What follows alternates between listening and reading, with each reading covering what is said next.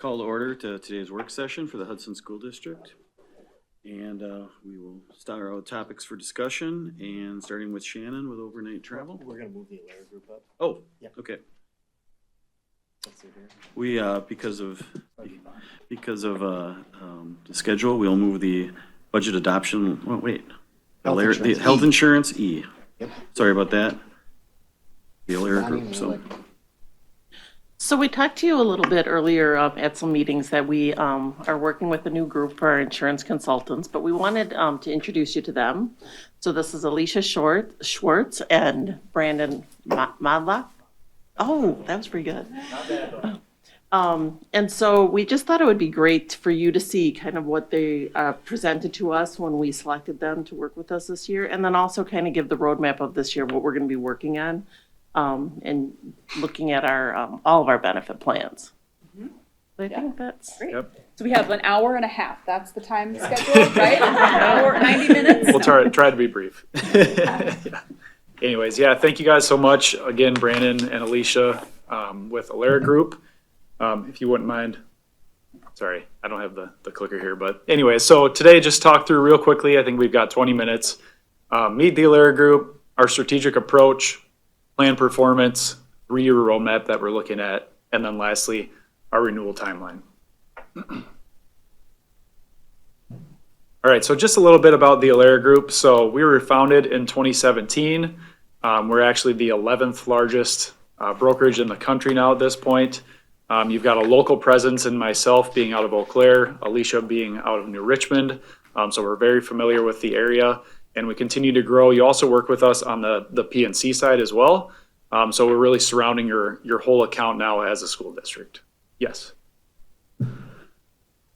Could you say what PNC means? Yeah, Just I'm sorry. the acronyms. Yeah, in the insurance world, we love to use all these acronyms all the time, so stop us if there's any questions. But that just means property and casualty. So Aaron Hutchinson, who's our counterpart as well, is already working with the district. Thank you for asking. Yeah, great question. So again, a little bit about our team. You've got myself and Alicia as your consultants. You've also got Amy, Megan, and Stephanie for your more day-to-day. And we all work together on your account to make sure that you're in the best place possible. So looking at the strategic approach for Hudson School District and kind of what we're focusing on to make sure that you're continuing to get the best possible outcomes as a school district and kind of what we're seeing in general in the market. So there's really 7 different attributes that we look at when it comes to a successful health plan. And we won't go through all of these today because our time is limited. But this is eventually what we want to achieve as a district and get you to, so that everybody's on the same page, everybody's happy with where the benefits are at. And through our initial discussions and our playbook process, we felt like there was definitely some areas that we could improve on and help with the district. And I think essentially that's why we were selected as your consultant partners. So what we do during our playbook process is something called our scorecard survey. So we have asked all of the internal leadership team to take this scorecard, and what it is all the different questions that you see here. But the 2 main things that really stuck out to us when we did this scorecard survey was employee education. So enhancing what employees are seeing from a perspective of what they're learning when it comes to their benefits. Also just being better healthcare consumers. And the other thing was a strategic direction. So Alicia will talk through the 3-year strategy, but having a roadmap for the next 3 years and knowing where we're going, looking at the data as a district to make sure that we're actually making decisions that are data driven was very important, so that we can continue to leverage that and continue to be better healthcare consumers and just overall have a better health plan. So the 4 major areas that we focused on after we came to our conclusion after performing our playbook process was proactive data supported recommendations. So having a strategic partner that's really going to be there and recommend those strategies over the next 3 years. Desire to improve employee engagement and consumerism. So again, hitting on this, but being better healthcare consumers, having employees think differently when it comes to how they're doctoring, how they're approaching their care, and just insurance knowledge in general. Maintaining top tier benefit packages. So the leadership team at Hudson School District really wanted to make sure that we continue to have a top tier benefit package, which you already have. We'll show a comparison, but you're in a very top tier. We don't want to detract from the plan in any way. And then lastly was developing practical strategies to control healthcare costs, right? We know healthcare continues to rise. We want to do all that we can to try to control our healthcare spend and plan strategically in order to do so. So looking at a client success story. So this is again looking at those same survey questions from year 1 to year 3 and showing you what the improvement can be. And this is where we're trying to take Hudson School District. This was with another school district that we performed the same type of a program with. But we want to make sure that the leadership team, by doing these surveys, continuing to take that strategic approach, that we grow in this direction so that all areas of your health plan can continue to improve and everybody feels the same way about it. So with that, I'm going to pass it to Alicia to talk through the plan performance. Any initial questions right off the bat? Yeah, Great. Thank you. So, Teamwork. Thank you. Good job. All right. All right. So, in order to kind of talk a little bit about how your plan, when we talk about the plan, we're talking about your medical plan because that's the largest item on when we talk about employee benefits. It's where your biggest cost is, right? In order to kind of evaluate where your plan is now, we really need to talk about what the state of market looks like. The state of the healthcare market has been in a little bit of a tumultuous situation for quite a while. So this graph here just kind of represents the premiums that we've seen for both single and family over the last handful of decades, actually. In the last 10 years, the increase for family premium has been nearly 70%. In 2015, it was at just over 17,000, and currently it's just slightly under 27,000. So the trajectory for the cost of premiums for insurance is wildly unsustainable. I don't think anyone can argue that. And I think there's a lot of cost drivers that are leading us into why this is happening. And I think it's helpful to just kind of understand some of those so that you can understand some of the strategies that we're going to be recommending over the course of the next year or so. So really quick, increasing of the cost of care. Again, the cost to just go into the doctor, it's increasing just like everything else in the market. Generally speaking, at a national level, we have an aging population and technically an unhealthy population. When you think about chronic conditions, obesity, lifestyle, wellness, those types of things, lack of wellness, sedentary lifestyles, that really lends into a higher cost of care. Medical advancements, that's good news, right? We want to see medical advancements. There's currently a drug in the market right now that's $1.5 million. It cures childhood blindness. We want that drug to be available to our people. So that's not a bad thing, but it still does result in an increase in the cost of care.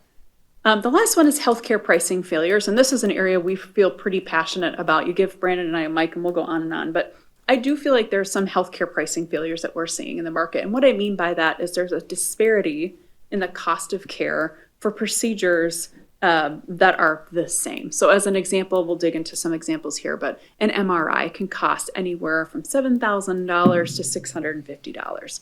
Why?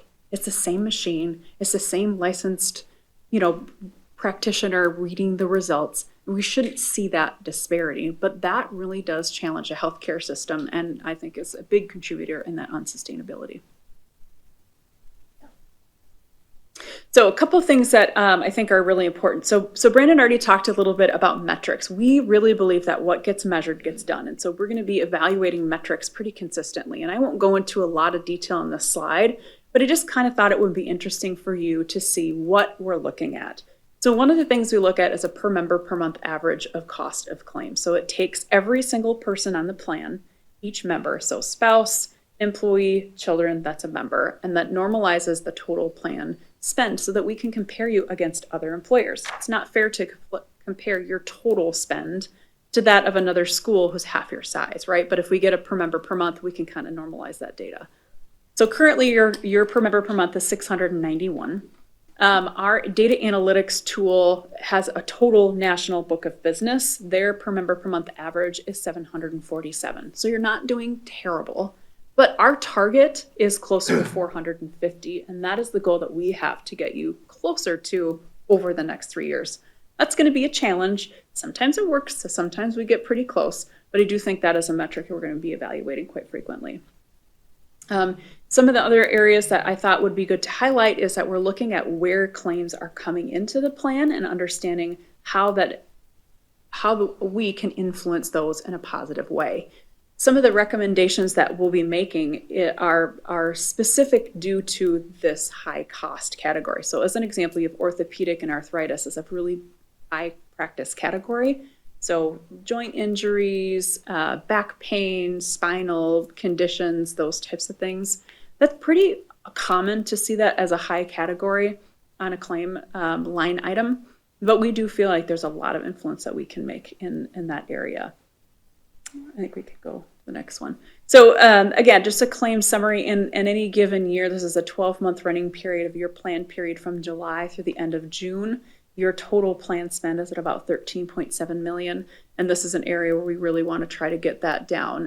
One of the things that we would like to do is to implement an analytics tool that helps us really get deep into the claims details to understand things like, well, if orthopedic is such a high cost, where are people getting the care? Is there something we can do to steer people into higher value providers that are still doing really high quality but charging a fair price?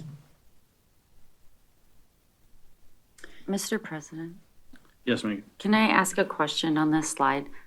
Or the previous slide? Yeah. So there's the medical PMPM and the pharmacy PMPM. And maybe you get into the pharmacy later, but is that number concerning too with the pharmacy, or are you more looking at the care? That's a great question.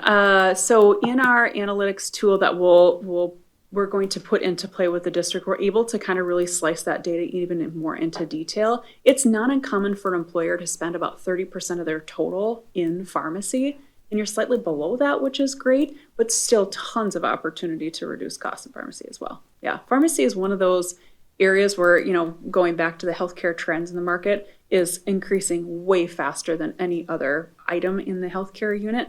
So pharmacy is going to be an area we need to focus some time on. Yeah, good question. Okay.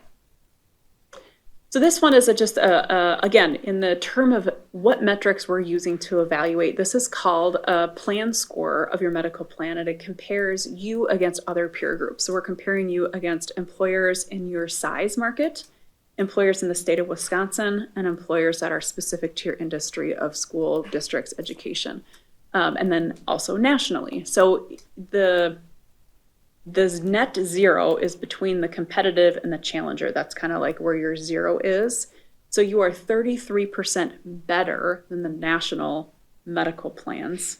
And all the way down to peer group 3, which is elementary, you're 30% better than other districts in the state of Wisconsin. So again, that's one metric that we want to keep mindful of because you guys want to continue to have that top tier benefit for employees.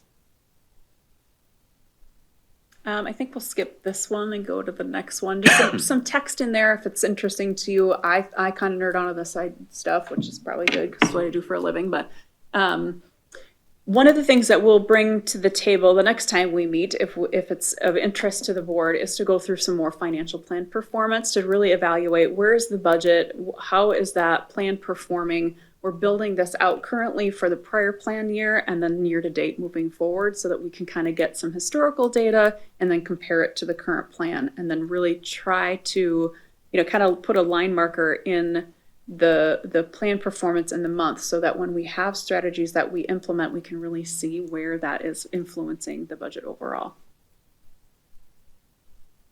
All right, so roadmap. So just a few items and comments that I would make here. There's a lot of information here. So when we first started working with the district, we went through a discovery phase. And in that discovery phase, we did the survey that Brandon kind of addressed. We had a really long conversation with all the leadership team internally to talk about what it is that you're looking for. What are you getting now? What are you not getting? What are you looking for? All those things. And through that, we kind of established this 3-year roadmap, which we'll continually to tweak. But I think some of the big things that we'll dig into have to do with getting more data. We just feel like the data that you're getting is lacking a little bit, and we could get a little bit more strategic and specific in some of the strategies that we want to deploy. Employee communication was a really big area as well. It is not sufficient to let employees know what benefits they have at open enrollment. It's just not enough time. And people don't remember, right? In open enrollment, the time is to make elections for your things. Outside of the open enrollment is time where you learn more about your plan and you're reminded of what tools and resources you have access to. So we'll be doing that more frequently throughout the plan. Other things is just partnership review. So it's always great to just take stock. Who are we working with right now? Are they still the right partner? Are they still lending into the goals that we have long term? And are those strategies best suited for the partners that we have in place? So we'll be doing that in the next couple of years. This is a great slide that just kind of talks a little bit more about how a self-funded plan works and the partners that you have in place. So I won't talk a lot about this, but right now I think it's helpful to understand that you use health partners to administer your self-funded plan, and that's specific to it's a administrative only service only, and they are very specifically designed to be both fully insured carriers, which is where they spend most of their time, as well as help manage a self-funded plan. There are other administrators that do the same thing. They're called third-party administrators, and they're very different in nature. Some third-party administrators offer a lot more flexibility when you want to plug-and-play point solutions to kind of help drive some more cost savings than maybe an ASO. Health Partners is a great partner. We have a lot of schools using Health Partners. They have a great network in this area. They're a great fit in most cases. But again, always great to take stock and just make sure that they're still lending into that long-term strategy. I think for time's sake, we'll probably end here, but this is, and then we'll dig into timelines. So the major impact areas that we've felt that we can really pull in some big cost savings are broken out into 5 areas. Pharmacy, high risk, high cost claimants. Typically your high cost claimants are going to be about 10% of your people, and they end up costing your plan about 80% of the total cost. High cost claimants, it is so important that they have great health insurance, and we want to make sure that we're getting them the best care possible at the best place at the best cost. Primary care is another area where we feel pretty strongly about the best way to make your plan function as well as it possibly can is through primary care. Primary care is a critical part of prevention, early detection, chronic condition management, and those sorts of things. And then value-based pricing kind of lends into the same thing where we're trying to get you into the best place at the best price. And so working through how we educate employees on getting to that point. And then the last one, again, healthcare literacy and engagement. We talked a little bit about that, making sure employees know what their plan does for them. If employees don't value their benefits, it's like throw money out the window, right? We want to make sure that they understand their plan, getting the most out of it that they possibly can. So I think if we could just jump to the last slide, we're bumping up. Oh, nope, actually go back. That's the one I wanted. Thank you so much. This is the renewal timeline. So over the next few months, we're going to be doing a lot of things here for the district behind the scenes. The first one we just talked about is that financial reporting so we can build out that plan performance model.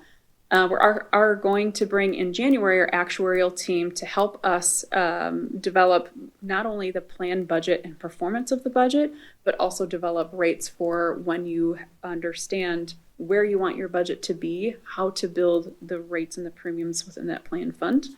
In February, we'll be developing the plan, the rate premium, all the recommendations within that. And then in March, we'll finalize those decisions and in May launch open enrollment. There's other strategies that we will have recommendations for that we're digging more into. I think the first one that we're really excited about is getting that claim analytics tool up and running. And then from there, we'll dig into other things like we talked about, like the value-based purchasing, address some of those cost disparities that we see in the market. Where can we find high-value providers for things like CTs and MRIs and knee replacements and make sure that employees are getting to those places. Mr. President? Yes, Megan. When you're talking about value-based purchasing and the narrow network, is that our current narrower network that we're talking That's a about? great question. So, great question. So your current plan design has the narrow network called Achieve, and Yep. that is very specifically, the providers in this area are a great fit for that Achieve network. And Health Partners gives you a percent discount estimate on how that's going to impact your claims, and I think it's around 6%. With that, we will be digging in to understand whether or not that has proven to be cost effective, and that will be part of the plan performance financial review that we do. We'll be able to see that, and then also in that claim analytics tool to see if people are getting the best cost care even within that Achieve network. Great. Because sometimes they're not always the best. I just want to make sure we weren't talking about like narrowing the narrow network Oh, sure, necessarily sure. right now. Yeah, Mhm. yeah. Yep, good question. Thank you. Mr. President, Yes, Maria. earlier in the slide deck, you talked about per member per month and kind of looking at what we're paying versus national benchmark versus Alere Group target 450. How did you arrive at the Alere Group 450 target? That's a great question. So we've been doing, self-funding has been around for a long time, right? But I think it's been more in the last probably 15 years. In particular, the state of Wisconsin is the fourth highest cost of care in the nation. It's like an award we never asked for, right? But because of that, we have been pressured and forced to really get specific on how we can improve the overall cost for employers that are self-funded, because they're paying for all of those claims, right? And so best case scenario, that 450 comes from the average in those plans that we're seeing that Brandon mentioned, those 7 attributes. When they're knocking it out of the park of those 7 attributes, where's their per member per month? Yeah, great question. Molly? Thanks, Mr. President. I am just curious on the portion, the 5 areas. Thanks. Healthcare literacy and engagement, where you're interacting or providing communication educational tools for employees. What does that look like, and when would that start occurring? Great question. Love that. So Bonnie and I have been talking a little bit about getting some specific topics into like a monthly communication campaign, whether that's in person or videos, online tools, resources. Some of it is as simple as sending out a reminder. So as an example, you guys have an EAP, an employee assistance program through Family Means. You get each employee, their family and spouses, and the board actually qualifies for these EAP visits through Family Means. And just reminding people of those things, right? So if in open enrollment, when life's great and I don't really have that much to worry about and I'm more interested in like taking off for the summer because open enrollment is right before school ends, not thinking about it. But what if 6 months later my dog dies and I'm just having a hard time and I can't really let it go? Reminding people of that consistently is really a critical part to the overall improved value perception of your benefit program. Other things are like tools on how to find cost estimate tools. So Health Partners has an online tool program that you can use to evaluate your cost. That's probably the best option at this point to get people to that point and understanding how they get care. So reminding people, engaging in multimedia ways, right? So in-person videos, emails, flyers, all that stuff. So then you have, for your benefit counselor team, people could call you guys, or they can call whether they have the Achieve or the other plan. Yeah. Correct? I'm going to jump, I think it's the second to last slide. So there's two that's the one. There's 2 very specific programs that we offer that are specifically designed to help your employees. The first one is called the Transition Program, and this is very intentionally built for people who are transitioning out of employment. It could be voluntary, it could be involuntary, it could be retirement-based, it could just be moving on. And this team of people are very specifically trained to first understand the benefits that you have at the district, and which then indicates potential COBRA member or retiree staying on your plan versus the market in which they can enroll in things like Medicare or the marketplace and individual health plans, and helping people compare those. I think very specifically in the public sector and schools, you have a very tenured population, and there's the notion that this is the only plan that's right for me because it's public sector and that's always the best. It's not always the case. In the marketplace, there's opportunities for really big, deep subsidies, and sometimes the best plan is not on your employer plan. So helping people walk through that. And then the second one is the benefit counselor team. This really takes the burden off of your HR department to take all of these individual questions. Maybe someone doesn't want to go to the HR and say, I need a hysterectomy, what's my first move? And having this benefit counselor team available for employees to ask those questions is really, really helpful. Asking questions like, I have to make a benefit decision. Do I want that narrow network, or is that not the best route for me? Those types of questions can be really helpful. When you have an issue with an EOB, you don't know how to read it, walking through that with somebody that's a professional, really understands the jargon and can kind of explain it can be really great. Okay. Respecting our employees' privacy with the benefit counselor team, do you track that as far as we can year to year and see as a board how many people are using that?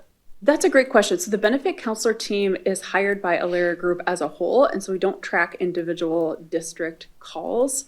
We just track overall utilization. It kind of helps protect the information from the district. There still is a reporting function there, so, okay. Thank you.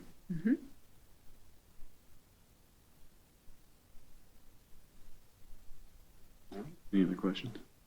So I just wanted to introduce them. We're really excited to work with them. I think they've given us a lot of valuable information of just digging down instead of just kind of some surface changes to our plan. And I think more strategic of how do we keep our benefits at the level we want, but then make changes to tweak our experience. But they've been fantastic. They're super responsive. At all of our forums, we did roll out the benefit counselor team. So at all the buildings when we had meetings this fall. So I think the word's out, and you'll definitely see them again. Mr. President, can I just ask one more? Sorry, Okay. to finish. When would we expect to hear back how things are going and what the stats are looking like? That's up to you guys. So our plan performance due date is the month of November. The analytics tool takes a little longer because there's raw claim files that transition from health partners into the analytics tool, and that requires testing. That usually takes 90 or more days. So it's totally your call. When you want us to come back, we're happy to do that. So just depending on what it is that you're looking for, we can come back in December if you need to. Very good, thank you. Mr. President, it Yes. seemed like one last question, but I have one more. So last year, Bonnie, you had that spreadsheet that was showing the percentage of spending comparing to the amount of district spending planned for on healthcare and then the premiums. And so is that the kind of analysis that you're doing for us now, but you're digging in even deeper? Is that what we're talking about? Yep. Yes. Where I think before we really looked at kind of the global, just the big number, but we didn't really dig into like what is causing it. And then when we meet with them, it's really saying like orthopedics is huge for us. Like if we can get people to go to this one and their quality of care is the same, let's incentivize them or make them aware of it. Because I don't think anybody knows no. Like I think you just go to the doctor and you say, your doctor said go to this one or your neighbor went to this one. And so I think it's just having that education and really knowing, like, do you realize that you're paying 3 times as much for this? No. So I think it's just a lot of education, and that's exciting. Okay. Thank you very much. All right. Thank you. Thanks for your time. Thank you. Absolutely. Just kidding. Yeah, okay. Next on the agenda, we'll move back to Shannon again for overnight travel. So what you'll see on this spreadsheet is a proposal for our fall and winter activities and athletics that require overnights. Typically, we would have our fall and winter proposals come in May, but I realized in my position that didn't happen in May. So I'm here in October, and I'll be back in December for the spring and summer ones. So basically what you're seeing, these are the high school activities and athletics that are requiring overnights for either they're very far away, which most of them are, they're far away and then they require early check-in, or early start times, and sometimes multiple day events. So you can see there's a few of them that have already happened, but, what I've learned about this too is that programs can utilize up to 2 nights in their regular season for this. And that it doesn't include, excuse me, it doesn't include anything that would come that would require a state. So like this is just regular season. So things might pop up if kids go to state for anything, but this is what we're doing. Mr. Any President? questions on this Yep, Kate? spreadsheet or process?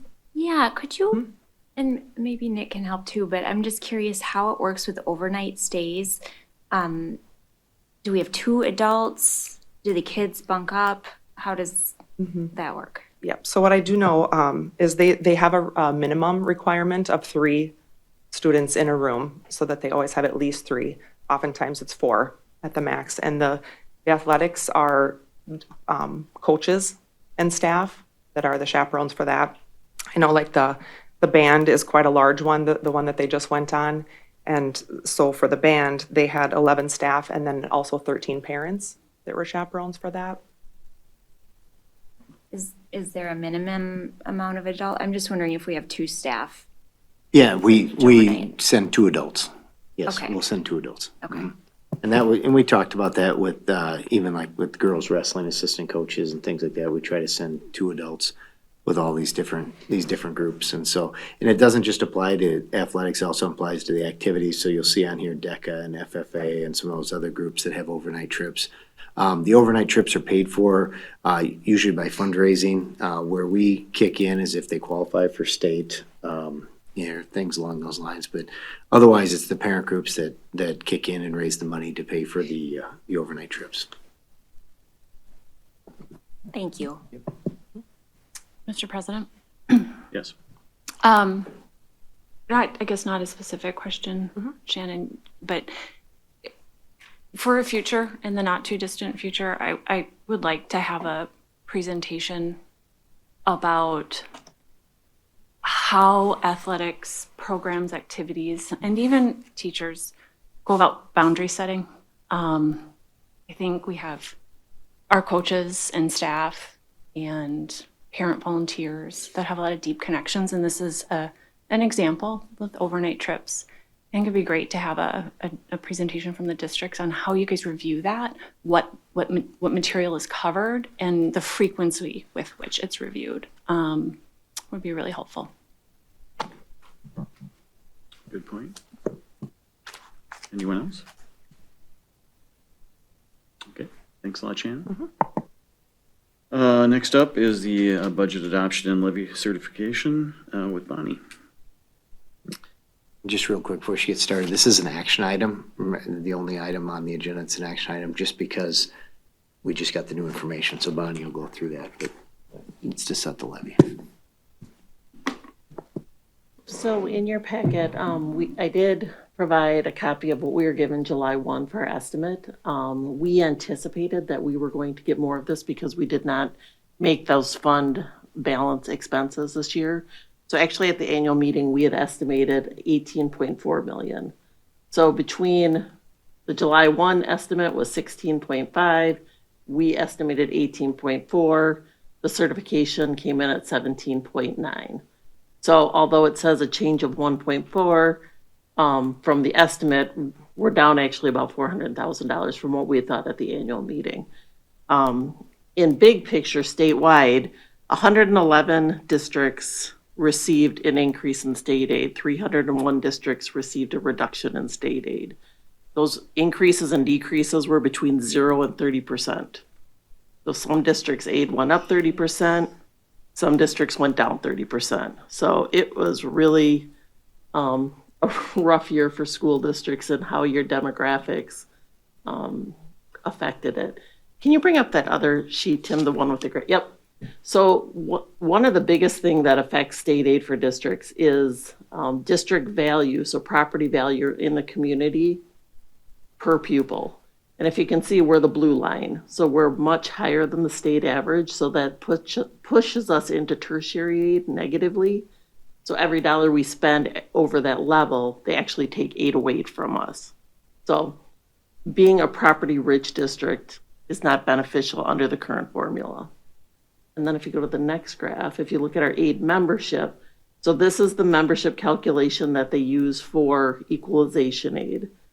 And I pulled these right off the DPI website, but as you can see, we are declining. We're not increasing, and pretty consistently. And the more you decrease, the less state aid you get as a district, and the less revenue limit authority you have as a district. And then the last one is just a historical graph that they had regarding equalization aid. I just thought it was interesting to see. I mean, we've gone up and down, but for the last few years, we continue to go down in equalization aid. But I thought that might be some interesting information for you. So we did, so our equalization aid did reduce about 7.62% from last year's allocation. Our mill rate, because we were able to adjust what we're putting in for our debt payment, we kept our mill rate at the same, so 8.21. The overall levy will increase about 4%. And then before we do the motion, we can, we updated the budget adoption, which is on the next page. Or the next page, sorry. Yep, so this is the actual budget. We went through and updated everything that we knew to the best of our ability. General fund revenues, we're estimating an increase of about 5.29%. And then expenditures, which is the next section down, will increase about 20.71%. The biggest majority of that is the Fund 10 designation of fund balance for the construction project. So we're not increasing all of our other expenses. It's that one big one is the biggest. At the bottom of the page is an update of our committed, restricted, assigned, and unassigned fund balances. The Get Kids Ahead initiative, we've expended that, so that will be removed. Career and Tech Ed incentive, Act 59. If we have kids do apprenticeship, we get funds, and we usually get that in June, so we do designate it in fund balance, so they aren't rush spending that in the end of June. School-based mental health grant, we were just notified that we could roll that over 2 years, so we have designated $100,000 for next year out of that. Indicator 4T incentives is a student services allocation. And then E-rate rebates, I think we talked about that. We designated that for the camera upgrades for next year. Uncommitted, we have the self-funded health balance, so that's kind of the rolling average of funds available for our health insurance. We hope to get the capital project fund balance done this year and all of those funds expended. And then non-spendable are for things that cross fiscal years. So things that we don't finish up in June, we just designate that amount. That's pretty normal year to year. We have completely expended all of the property insurance for that hail claim. And then we also expended all of the governor's back to school aid. The next page we've got. So the next page is just an update from the annual meeting packet, district valuation. So again, the valuation of property value went up 4.19%. The mill rate also went up, or the levy went up 4.19%. Mill rate will remain the same at 8.21. And then at the bottom, kind of looks at the different taxing authorities in our district and the percent change in value. As you can see, not every community is the same. Town of Troy was the largest increase at 8.95. City of Hudson was the lowest at 3.10. And then if you go back to the first page, there was, I think we shared this with you last year, but Baird had a video and it kind of talked about, it's on that first page at the bottom of the letter. Right. But it talks about why your tax levy, why the mill rate differs from residents' tax bills. So I don't think we need to watch it now, but it's a really nice little video. It's about 5 minutes, and it really talks about the difference of equalization versus assessed value and why everybody's tax bill looks a little bit different.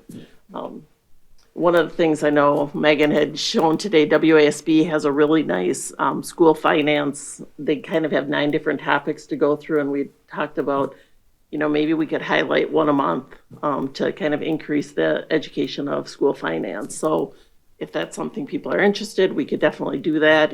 They're short video presentations. It's on the WASB website, and we can definitely maybe increase awareness about school finance. But the proposed resolution, this is what we would ask you to approve, and then we would issue those taxable notices to the different communities in our school district. Real quick, just to chime in, just talked to River Channel. They lost their internet feed. They still have the meeting recorded, but they will upload the whole thing when it's all said and done. But for some reason, the live streaming went down in the middle of the meeting. So just to make sure everybody's aware, we're aware of it, and they're working on to get it up and running. But they still have the whole meeting recorded. The live stream has gone down on them. So just as a heads up. Mr. President, Yes, Molly? I just have a quick question for you, Bonnie, and it's on, what is it? The third page in the proposed general fund 10 budget and levy with the total general fund expenditures, and we have the 15 million in there, which skews the expenditures to that 20.71%. Yes. Do you know in general, or do you have an idea what it would be without that $15 million in there? Sorry I to don't put want you to on the say, yeah, I spot. don't want to say something that's Yeah. wrong. I mean, I think it's pretty comparable to the other of the 5%. I mean, I guess it's probably a little bit lower at 4%, Okay, but we could definitely get that number for you, so you have it. okay, thank you. Anybody, any other questions? I'd entertain a motion if someone's willing. Mr. President, Yes, Megan? I make the motion to approve the 2025-26 operating budget as presented, and be it resolved that a tax in the amount of $62,257,127, $52,852,183 general fund, $8,979,944 debt service, $425,000 community service fund, be and is hereby levied against the taxable property in the Hudson School District for school purposes. Thank you, Megan. Do I have a second?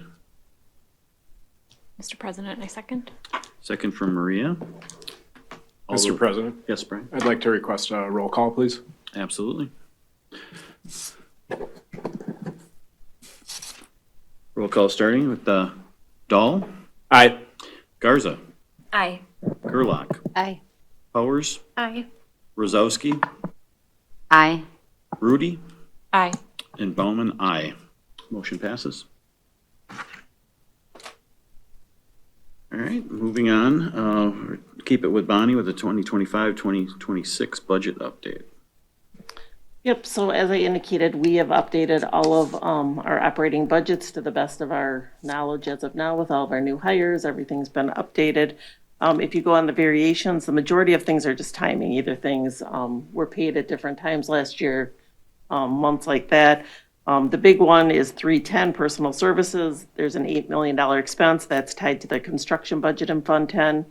But otherwise, and then 678, the leases, DPI changed the object for those. So those are just in a different object as reported by Woofer with the state. Mr. President. Yes, Megan? Bonnie, is it possible on this page to put another footnote that just explains that the personal services includes the 15 million Yep. for the construction at North Hudson and the middle school and EP Rock Yep, through the referendum? you bet.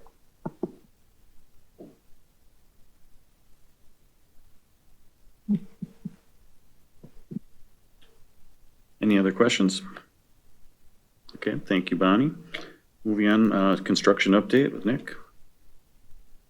Yeah, just the update, as we're wrapping up, just kind of we're getting very close to being done, here.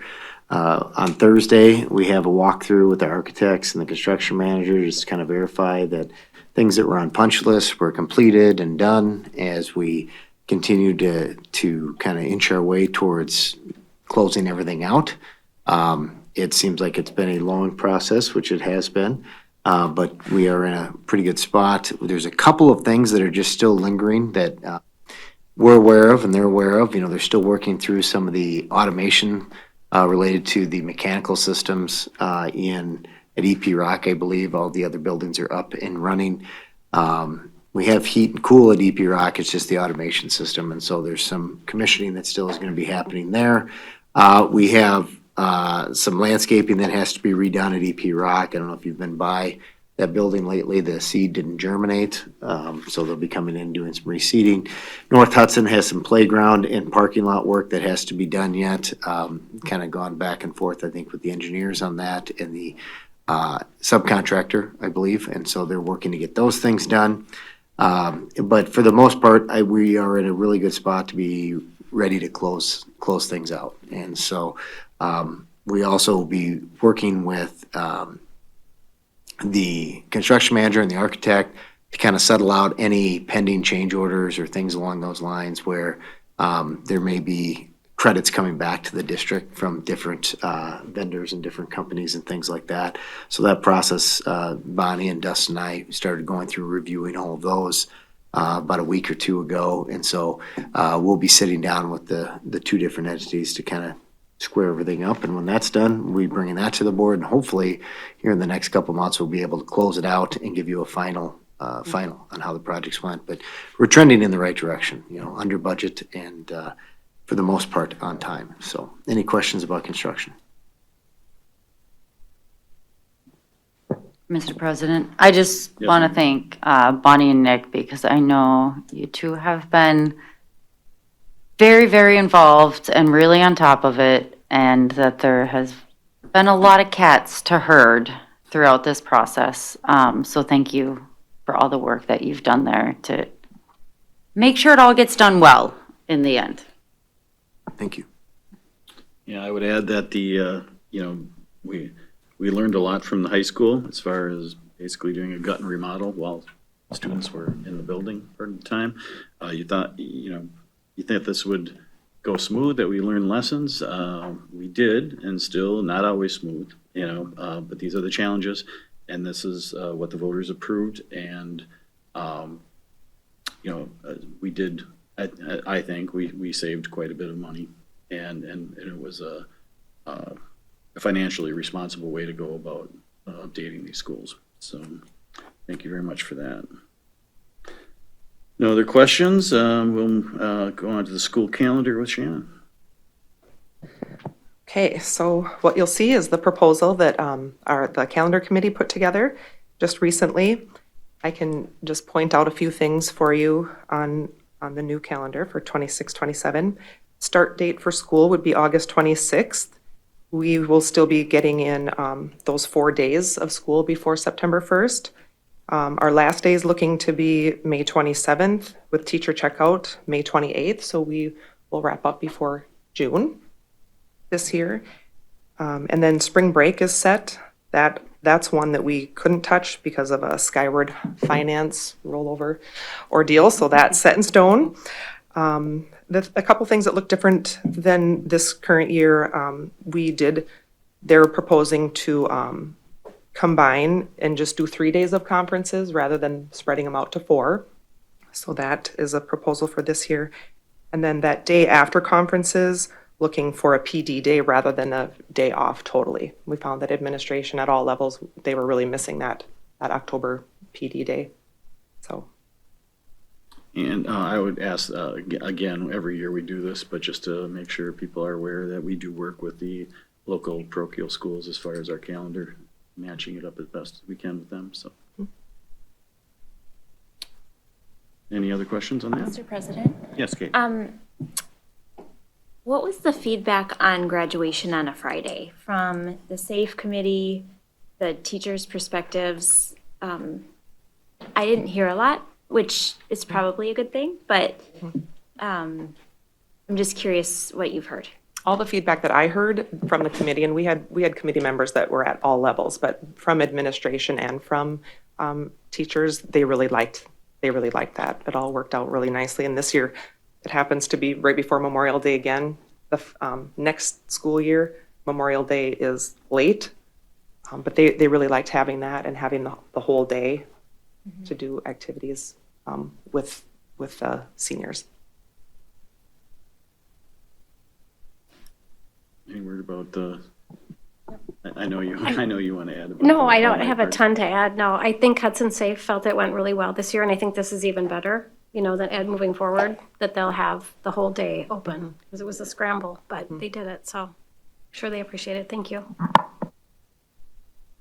Mr. President? Yes, Megan? Sorry, I have a lot of things today.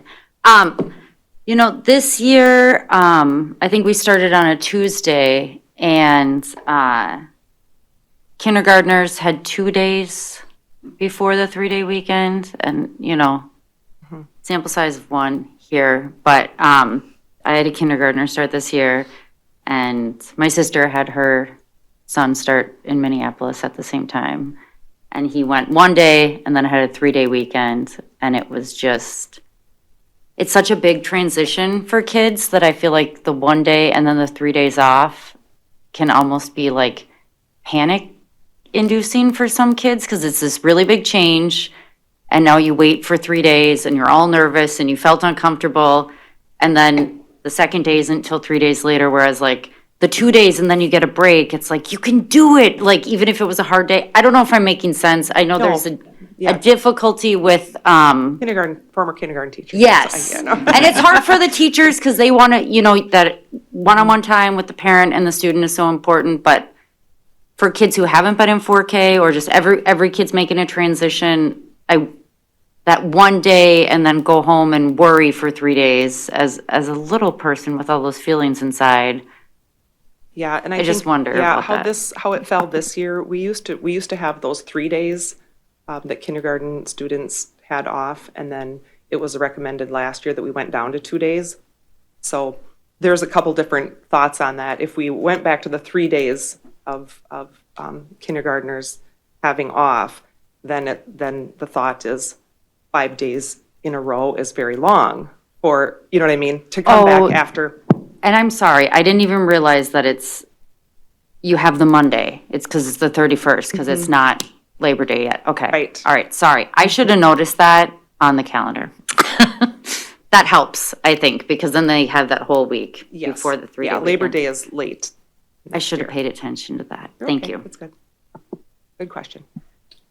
Mr. Maria? President, I just have a quick question. You made a statement, we get the 4 days in before September 1st. Could you share the significance is there a significance behind that? Maybe Nick can speak to the summer Yep. summer days. So getting those in before the 1st of September allows us to keep the same number of school days and contract days with our staff. But because of the way the school districts are funded in the state, they're considered actually summer school because they start before the first day of before the 1st of September. We still have enough minimum hours to get after September 1st. We still have that. But by starting on the 26th, it gives us essentially an additional revenue stream for the school district with no additional expenditures. So that's why we've been doing it. We have to balance that. Some people say, we want to start 5 days, we want to start 6 days. Because we still have to get a minimum number of hours in after September 1st. And so that's about the buffer that we have available to us. Thank you, that's super Yep. helpful. Yeah, if there are no other questions, we'll move on to state convention delegate selection. Nick? Well, and as much as it's really not me, it's more you, Bob. Yeah, But well. it's that time of year again when Yeah. you guys get to select who is going to be your delegate and alternate delegate for the state convention. Don't everybody jump at once. I think, Megan, you've done it. Did you do it last year? 2 years in a row. She could probably speak to the process. I've never been involved in it, so I don't know much about it. So I enjoy it. So others here may as well. But the resolutions that go through the policy committee that Bob is serving on, those are brought to the delegates. So there's one delegate from each school district and one from each CISA. And then they present it and people get to ask questions and have their arguments for or against passing this particular policies. And you get to put up like your card and it gets voted. It can get pretty heated sometimes. There's Robert's Rules of Order can get like pretty out of control. Like it is, if you like policy stuff and like seeing how that gets done, it's very interesting. It is long. They have coffee in the room. It is important that they have that there. But when whatever gets passed then gets put into WASB's policy book, sort of what they're working on at the state legislature, the policies that they're supporting. So there's been some things that have been in there for a long time that haven't had any traction, but it's interesting. So I would be happy to let someone else have the chance if someone else is interested. I usually encourage, as I was encouraged when I was new on the board, that it is an experience, that it really is interesting to see, to be in a room with people from hundreds of other school districts, and whether they're small, rural, or inner city, just to see what the importance of, what other is important to other districts and what they fight for. And, where we may have a friendly amendment offered once in a while in our meetings, there are a lot of unfriendly amendments and demands and stalemates, and it can be entertaining. But it is really, like anything at the state convention, it is I think important that, I think all board members should experience it once. So. And just one note is that we talk about all of those policies as a board and decide together whether or not we're supporting them. So it's not like you get thrown in there and it's like, decide what you want to do. Like, we work through it together. But I've enjoyed it. And as Megan said, Alan Totenhagen from River Falls asked me if I would serve on the Policy and Resolutions Committee, and I've had one meeting. I have another one in November. And, we were asked, he wanted another from a decent sized district in our region to represent. Jamie Johnson always did that. So I am serving on that. And in fact, even speaking at the November meeting about board members' work lobbying our legislators. So since we did have people go down to Madison and have that, there's a lot of people that want to know about that experience, because I think most school districts are getting the message that they need to lobby hard for their needs, for their individual districts. So I just wanted to add, Mr. President, that I've done it too, and I think it's one of the best opportunities you'll get to meet other board members from other districts, because you might be sitting with them for 4 hours, which is great. I mean, way to sweeten the pot there, Molly. well, some of the stuff is controversial and some of it's not, so it doesn't necessarily have to go that long. Maybe it'll just be a couple hours, but it is a really good experience, and it's great to see, like Bob said, school districts from rural or native communities or Milwaukee, and it's a really cool experience, so it's not that bad. Brian? Molly keeps looking at me, so I'll volunteer myself. It sounds really fun, Megan. I thought you might like it. Okay. Unless Maria wants to do it. I'm happy to be alt. That takes care of the work right there, so. Very good. You Bring snacks with don't you. have to have a vote to accept there, no? I don't think so, unless you're contending. Contesting. Oh, I think not. So, very good. Thank you both for volunteering to serve on that. Next up is school closure transition planning and next steps. You bet. So I attached a document that kind of talks about kind of our next steps and kind of breaking some things down into different work groups. So on Monday of last week, the administrative team, leadership team across the district, we got together and did some brainstorming of all the different kind of areas we need to be thinking about as it relates to transition planning, related to the school closures. And so the document that you see attached is what it tries to do is break things down into, I think, about 5 work groups, maybe 6 work groups, as we work through it. And one of the things that we talked about as we went through this process is what are the guiding principles as we make decisions, as we move forward, and what things look like. And, the 3 major guiding principles that we looked at were how would you want your child to be treated during the process? How would you want to be treated as a staff member during the process?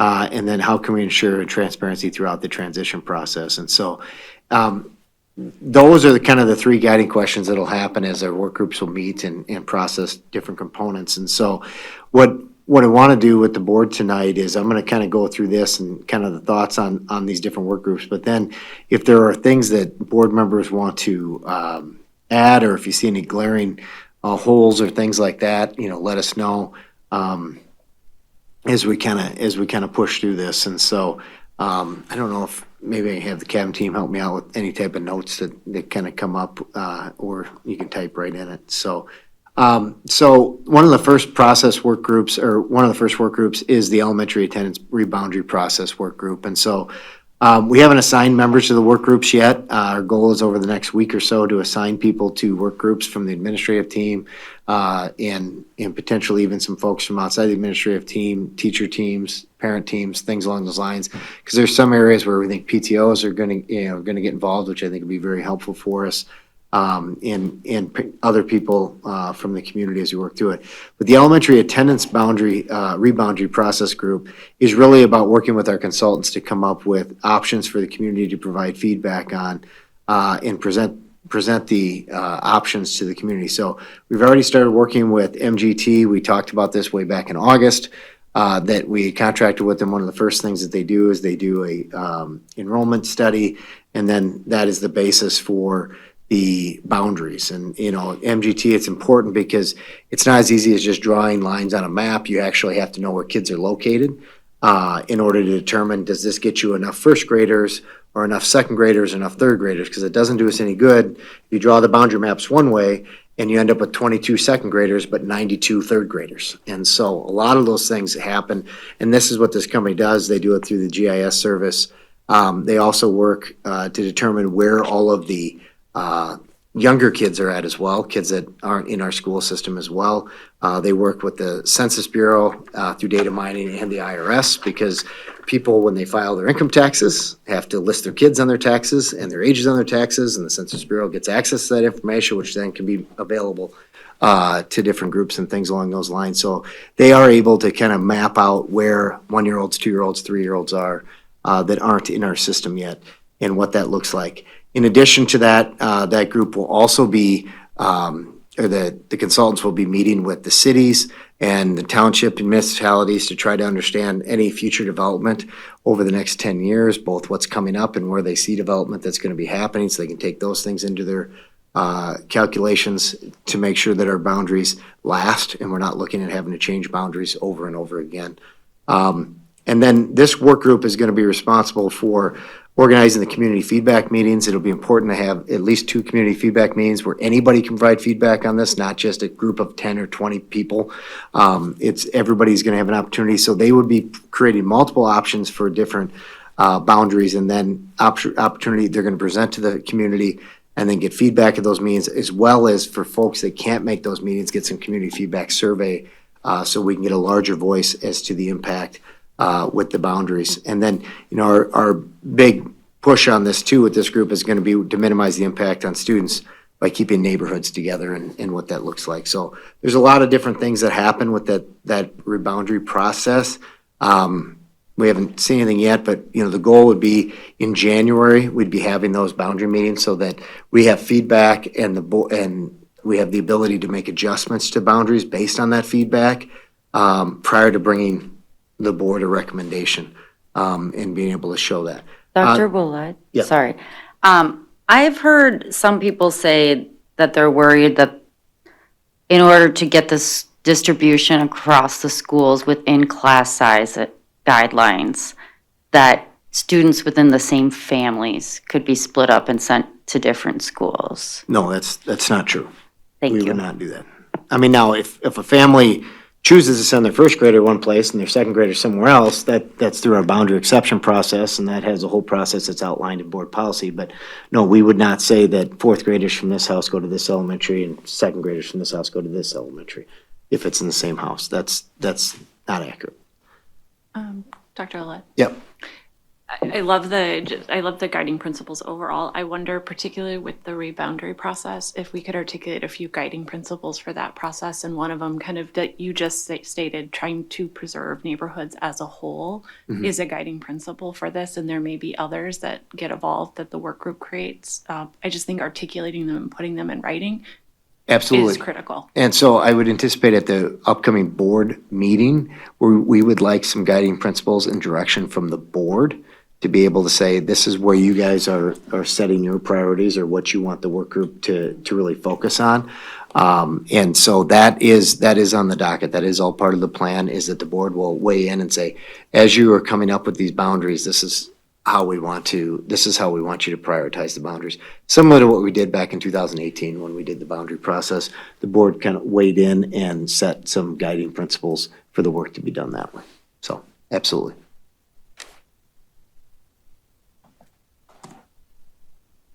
Just gonna put it in the notes.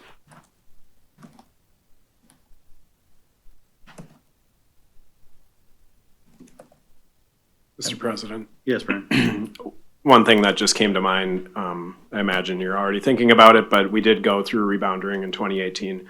I wasn't here at that time, but I know there's a challenge for families. And so just maybe one of the guiding principles or one of the pieces to be thinking about is sort of lessons learned from that process. Could we have communicated things differently, had different styles of work meetings? So, I'm just throwing things at the wall at this point, but. Yep, and this is one of the lessons learned, because what we got with feedback last year was there was only 20 people allowed on the boundary committee giving all the feedback, and there wasn't an opportunity for a variety, larger group to give feedback. And so the thought process was to have more community-based, and there wasn't a community-based feedback meeting either with it.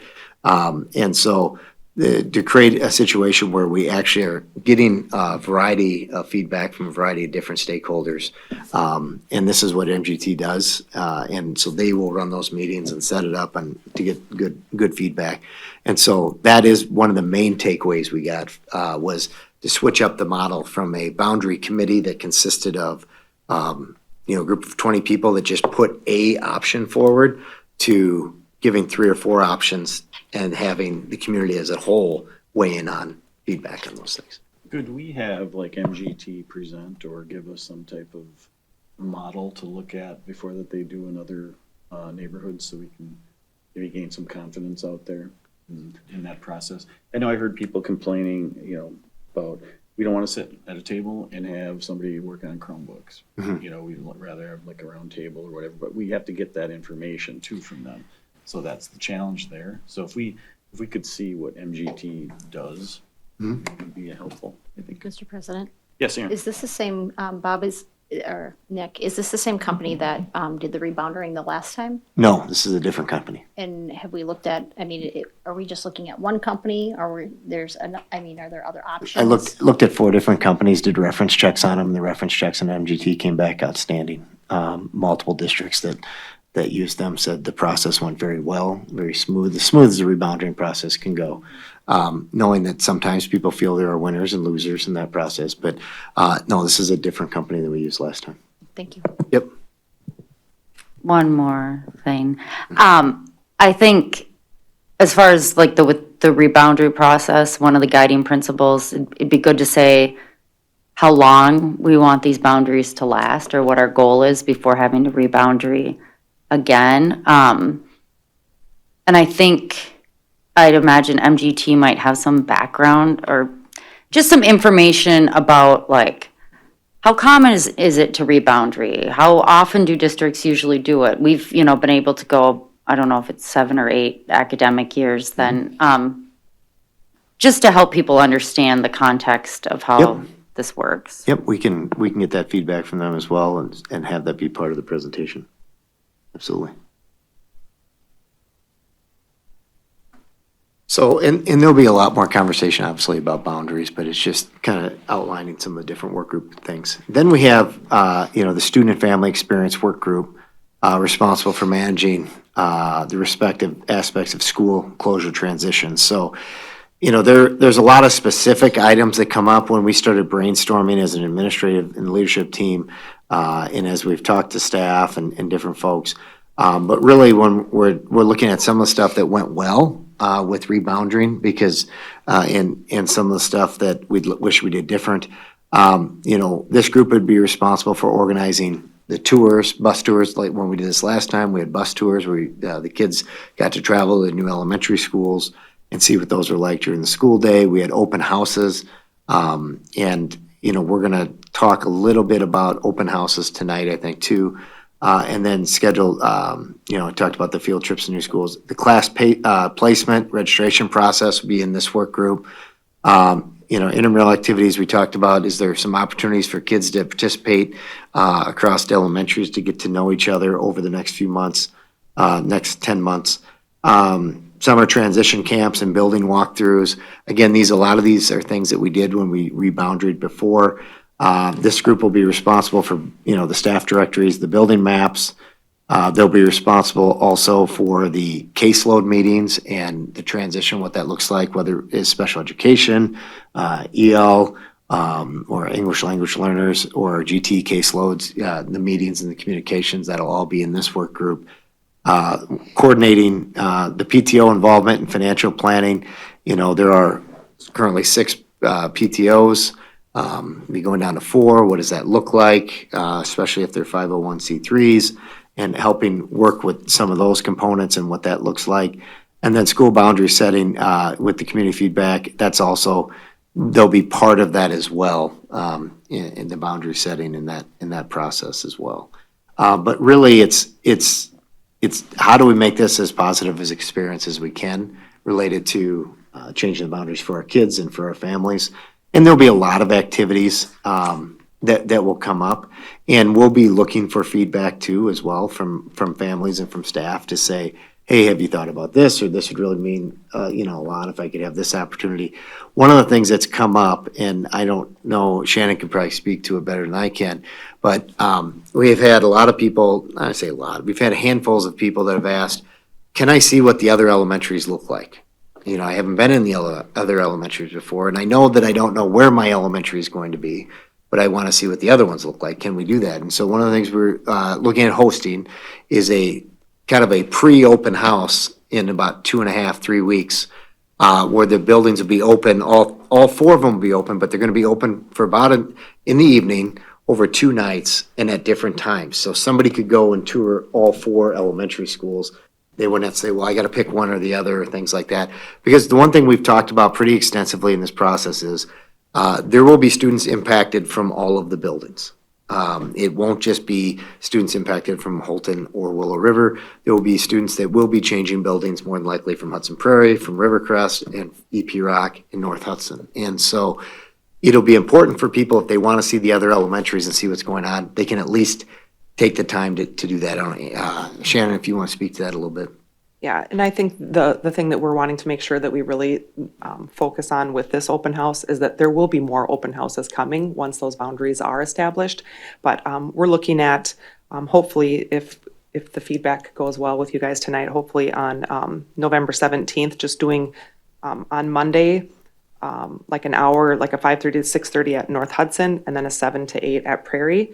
And then the Tuesday, the 18th, it would be 5:30 to 6:30 at Rock and 7 to 8 at Rivercrest. So spreading it out so that families could potentially go see all 4 if they wanted. Mm-hmm. And just like a short principal message at the beginning, if folks wanted to attend that, and then just take a look at the building, get tours, and talk to staff in those buildings as well. Mr. President? Yes. Really appreciate you guys making that available now. And I think it's a great idea to do early open houses. So kudos to you guys.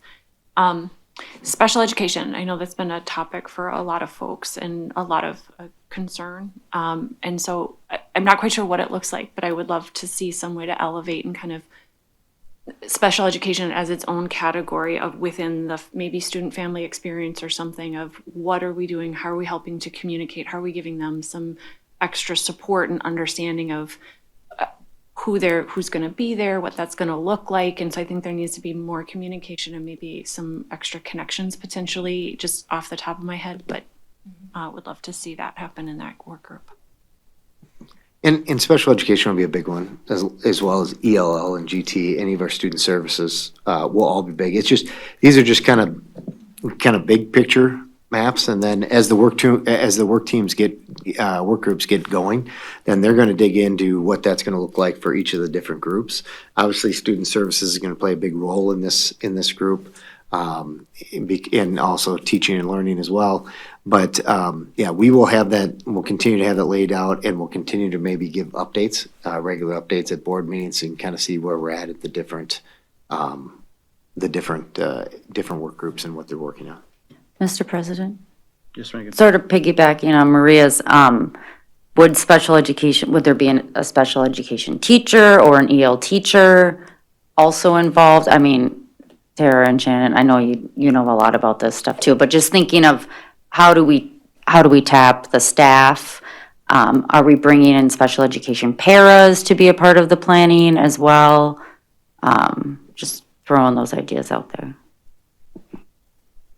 I would say all are possibilities. As you can imagine, we've gotten lots of feedback in a little bit of a time, so we'll continue to make decisions based on those people that are in the building and working with the students. Molly? Thank you. I don't know if I missed it, but, you know, these work groups, are these consisting of, you know, admin, teachers, staff, and parents? Yeah, they could, you know, and what can end up happening is there can be, within the work group, there can be different kind of offshoots, you know, so for example, we're gonna get down to it, but like when we get into logistics, facilities, and technology work group, that's gonna get broken up pretty quickly, because there's like just a technology piece that are gonna kind of go on their own offshoot, but it's all gonna be under that umbrella. And so, but when we get into the transition stuff, student and family experience work group, yes, we would envision that parents would be involved in that process. We'll be looking for some parent volunteers to be a part of that as we work through it. They might not be involved in every single piece of this work group, but yes, we would envision that there would be different options for them to be involved. Well, I would agree with Maria and Megan that having teachers and staff involved, and especially the special ed, and we have some special ed parents who are very knowledgeable as well, and I'd like to respect their opinions. Yep, absolutely. All right, then, you know, the Human Resources and Staff Transitions Work Group, which is one that is really kind of related to our staff, and managing all aspects, you know, related to the school closure for staff. You know, the big thing is going to be establishing timelines for administrative and support staff placements, as well as certified staff placements as well. Looking at the reason why I didn't put specifically certified in there is because we have very specific timelines that we've already gone through. And Andrew, I think, already has a timeline. I don't know if have you shared it with Tim, or do you have it?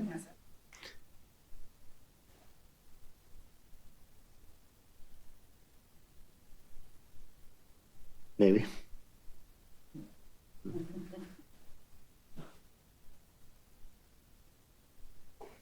Well, Yes, Kate. Andrea, have you heard a lot of feedback from teachers and staff? And can you share that?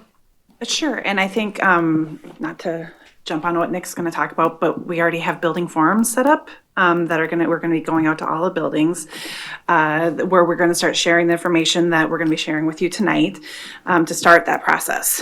We've been working through cabinet and different conversations with administrators, and I've been getting a lot of questions from staff about what the next steps are, and we're trying to make sure that we communicate it out as quickly but thoughtfully as possible.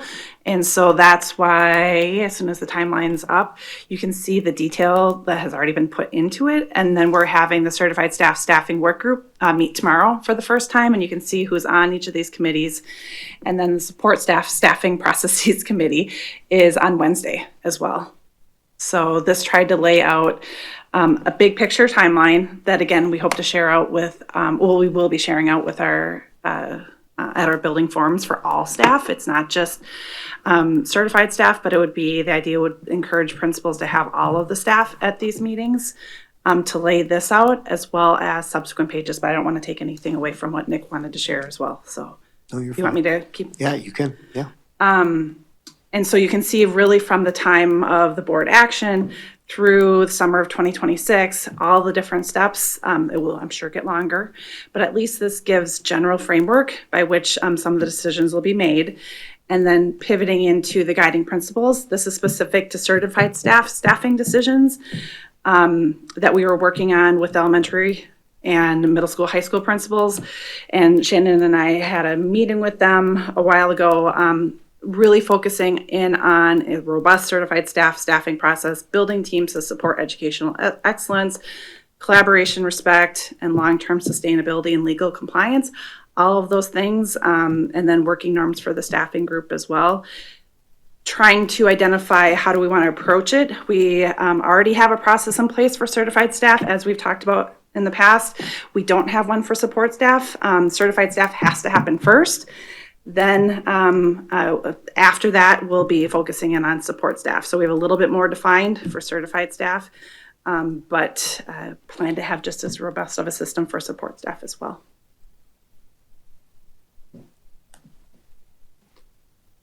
All right. And so as Andrea said, we have building forums scheduled, I think, is it the second week in November? Yes. Second week in November, we have scheduled. And building forums are really an opportunity for us to go out to each of the buildings and ask for feedback and questions and share information. So it's a lot of two-way conversation as we work through that in most of the buildings. A little bit harder sometimes in the high school because it's such a big group, sometimes middle school. But the elementaries, there's a lot more back and forth dialogue as we work through it. So those are coming up second week in November. Again, it's an opportunity for us to kind of share kind of where we're at with everything, timelines, because people are wanting to know sooner rather than later what the impact is and when they need to know stuff and what that looks like. As Andrea talked about, there's staffing surveys and experience calculations that come into play. We do staffing surveys every year, so this is not anything different. We are pushing it up to December instead of typically we do it at the end of January. In February, yep. February, so that we can make sure that we're on top of things. And then, we also we're going to be adding additional staff surveys in grades 6 through 12 for some of the K-12 positions, because now that some groups are treated as K-12 when it comes to the potential for placement and things like that. We want to make sure that those staffing surveys go out. We're also going to make sure that we keep a pretty robust question and answer document for staff and concerns and things like that to keep that running in place for them to go as we are working through it. So basically, everything staff related is going to be running through this, from certified to support to administrative staff, and what that's going to look like. It's, we go through staffing processes every year. It's not anything new for us. However, this one will be more extensive than what we've done in the past years. And so we're working through that, want to make sure we have plenty of time. The boundaries won't be set until February, but there's a lot of information that we can get and start working in the background in December and January prior to boundaries being set for final placements and things like that. So we want to try to get all that legwork done prior to the boundaries being set, and then once those are set, really being able to dig in at that point. Mr. President? Yes, Megan. I saw on the transition timeline for staff that Andrea had put together that the kindergarten registration would happen in January, and that's before the boundaries are set. That would start. So I'm wondering what's going to happen with 4K, because we have the complication of community, not complication, but it's a little bit different because there's community partners. And are we going to push off registration for 4K until the boundaries are set? And no, I don't think so. I mean, we'll get 4K registered when we do kindergarten. And I think a point to just clarify, because there's been a lot of questions over the last couple months about 4K and why do we have community-based partners and things like that. Back in 2015, 16, when we got here, we were one of only 11 school districts in the state out of 420 that didn't have a 4K program. And at that time, the board said, we do not want to compete with private providers and put them out of business.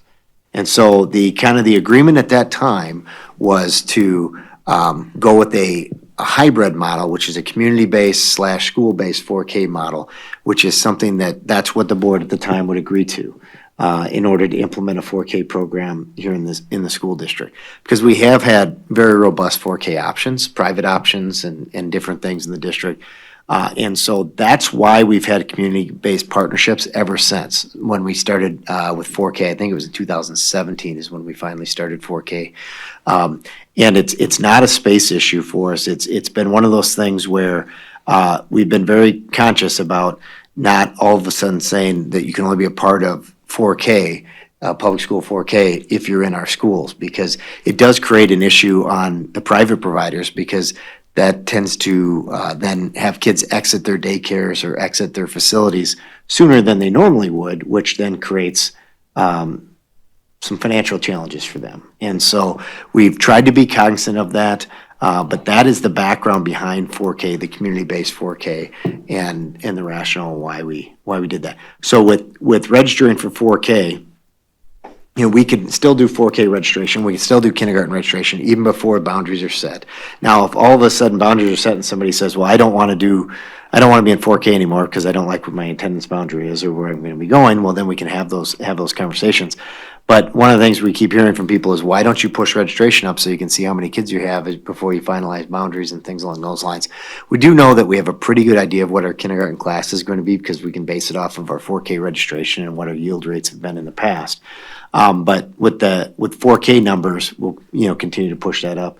And there is a variety of both community-based and school-based 4K with those options. So yes, that's probably a really long answer to a short question, but I did want to give a little bit of background because that's come up multiple times. Why do we have community partners? Why don't we just bring everything in-house? We've been very conscious not to do that because of the stress it would put on our community partners. I think we'll just want to make it really clear with 4K registration, because I think the past 2 years, we've pretty much guaranteed that you're going to get wrap care. So I think it needs to state that explicitly, that like, if you register for 4K, you're going to get wrap care, and maybe we need to say, if you register by this point, and then it's not necessarily guaranteed afterwards. I don't know how that would work, because if you have two working parents and you're like, well, am I going to get the wrap care? Aren't I? Then you might have to feel like you need to go with the private option or not one of our options, because you got to have the whole day covered. So, Yeah, we can look at that when we do the registration. Any other questions on the human resource staff transition work group as we kind of work through that? That will be a big work group, at least on the internal side, and what that process will look like. All right, logistics, facilities, and technology work group. I think the biggest piece with this is everything from inventory and relocation of classroom and student equipment. So that's kind of its own separate entity, whether it be desks, whether it be books, could be library books, could be, computers, it could be Chromebooks, all of those things. It's on the student side of the house, but then you also have on the staff side of the house and the distributing and inventorying and knowing what that is and where it's going for the staff size. When you undertake large moving activities, the packing and labeling systems is a big deal. We've done this multiple times in the last 7 years. When we did the high school, we packed the entire high school up, put it in 19 semi-trailers. It had to be packed a certain way, and then we were able to unpack it. We've done it this summer with EP Rock and North Hudson in the middle school, so it's something that we have a pretty good handle on what that looks like. Office space planning, badge updates, things like that, security updates as staffing changes. Some of these things will be at the same time. Some of them will kind of lag in at different times. The IT infrastructure updates and equipment allocations, and again, that goes to, where do we reallocate stuff, access points, smart boards, projectors, things along those lines. Want to make sure that we're utilizing our best items, and if there are things that are in great working order and we want to bring them in as opposed to replacing, they may replace other pieces of equipment in the buildings that are still open. And then there's also, determining, currently we do use Willow in the basement for some storage. So what will our storage options be and where we'll be storing stuff? We do have options related to that. But then also surplus disposal. So one of the things that we are required to by law when we are going to dispose of something, you have a board policy that relates what that looks like. But if something has value, we have to make sure that everybody in the community has an opportunity. So it can't just be so-and-so calls up, hey, do you have 20 extra desks, surplus desks, can I have them? We have to make sure that we advertise those, that everybody in the community or in the general public could have the same access to any surplus equipment and what that looks like. And that's gonna, be an ongoing conversation, what those needs are. This group will be looking at our copier contracts and software contracts and security systems and all of these different components. Again, logistically with the buildings, and then food service logistics and furniture assessments is another big one. Determining, we don't want to, if we have furniture that's not of use anymore or not good quality, we do want to bring it over. We don't want to move stuff that's not going to be good for our kids and our staff. But there's also food service logistics and things along those lines that this group will have to be working on. One thing that's not in this work group, it has to do with what do we do with the actual buildings themselves. And I believe the reason why it's not in this work group is it's really a board decision. That's the board work group as to what the board is going to decide, what they would like to direct the administration to do with the buildings and that process. And so I just want to make sure that people understand, it's not that we forgot about it, it's just that's more of a board discussion. That's not a discussion that's going to be handled at the administrative level. Mr. President, when would we be having that discussion as a board, do you think? Well, I think even tonight, I'm going to need some level of direction as I'm starting to get phone calls and starting to get some of the conversations that are starting to roll in. So I want to have, not like, okay, you guys need to make a decision tonight, but I just need to know the types of information that you'd like me to gather so that I can start putting those things together for you as you do it. Would now be the appropriate time to just make comments about the facilities in that regard? I tell you what, let me get through this list and then we'll come back to facilities because it could be a more extensive discussion. Yep, And then, that's fine. I just have a series of questions. Yep, Thank you. I think that makes perfect sense. So then another work group is communications, community engagement work group. This group will actually be working with a lot of the other groups because it's ensuring that the communication is going on, making sure that we're getting our messaging out. Tracy's already started to create a communication plan. We're going to create its own page on the website so that there's, all the information is in one location where people will be able to go to it. It's going to be easy to find. But also this group would be working with, making sure we're getting the communication out related to the boundaries and that process and that group. The historical preservation, this has been brought up multiple times, whether it be traditions or whether it be different things than in the different buildings. This group will be kind of working through that. And how can we preserve some of those traditions, some of those iconic things that both Willow and Holton are known for. And so this group will be a part of that. This group will also be working with the PTOs and having those communications and what that looks like and kind of the personal outreach. We'll also be working with and coordinating with some of the historical societies.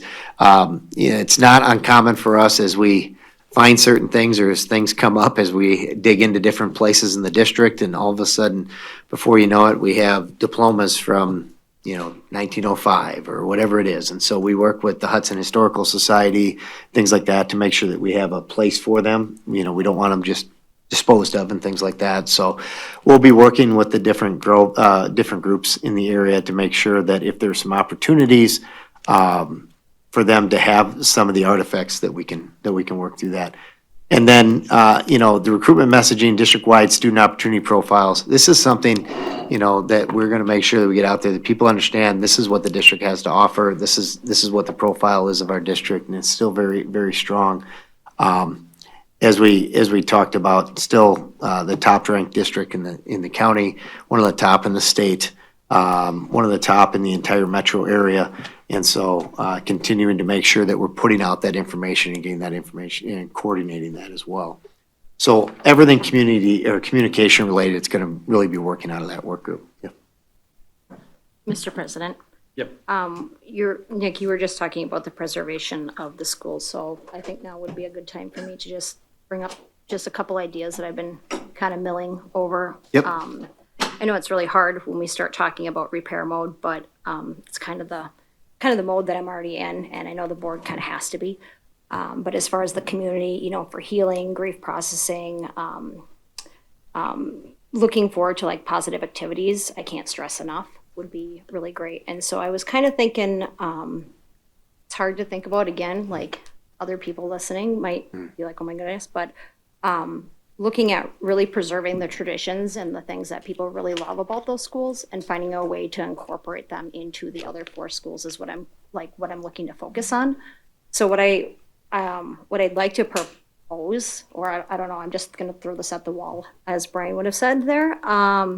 But maybe taking the gardens from Holton, for example, and seeing if there's a way we can incorporate a piece of each of that garden at each of the other 4 schools.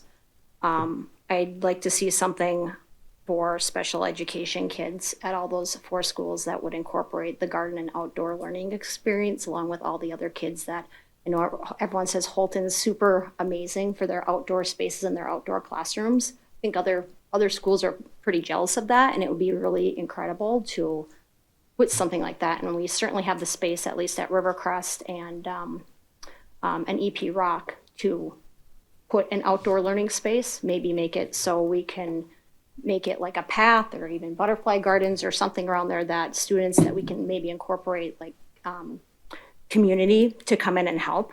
Example, like the 4-H, the gardening clubs that are already out there, FFA, maybe Rotary, anyone who has landscape companies to kind of help with costs with that. But really my point with that is there's a timeline you have out here for April and May for family involvement.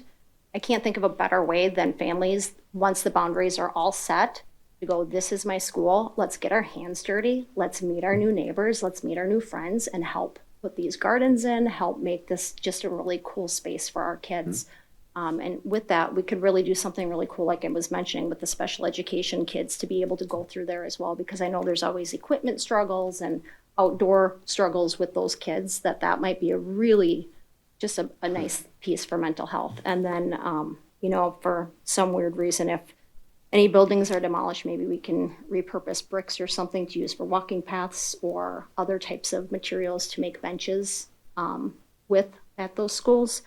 And another thought would be, particularly Willow has that, everyone talks about the art hallway there, their gallery, maybe seeing if we could put a gallery in each of the buildings. I know there's already artwork on the walls, but it seems like it's something really special that I keep hearing about. I know I'm forgetting some things there, and I'm also saying a lot, I'm sorry.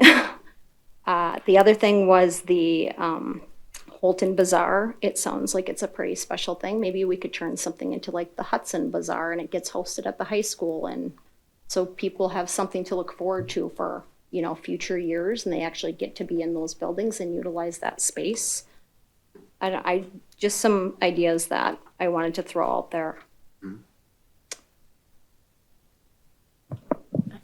Kate? I know we repurposed some of the wood at the high school that was in the bleachers, and that was really cool. So I do like that idea.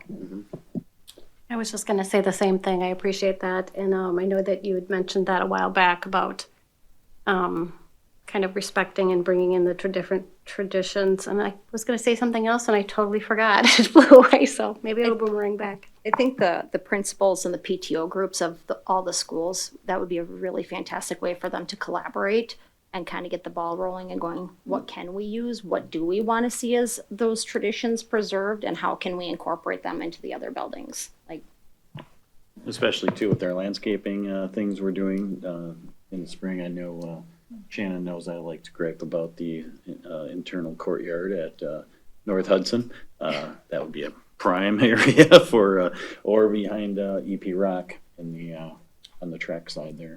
no landscaping to your yard, Bob. No. I just think it would be a great way for the community to really start coming together at a time that kids are really going to need something positive and looking forward to, hey, I helped do this. Mr. President, could I also just note that I want to make sure that we make space for the Willow and Holton communities in particular to kind of weigh in on that piece. How do we, what's important to us that gets preserved and that it, you know, I obviously have Holton connections, but I want to make sure that we as a board aren't dictating, you know, what is a special thing and what's not, that it's really those communities that really drive that piece. Agreed.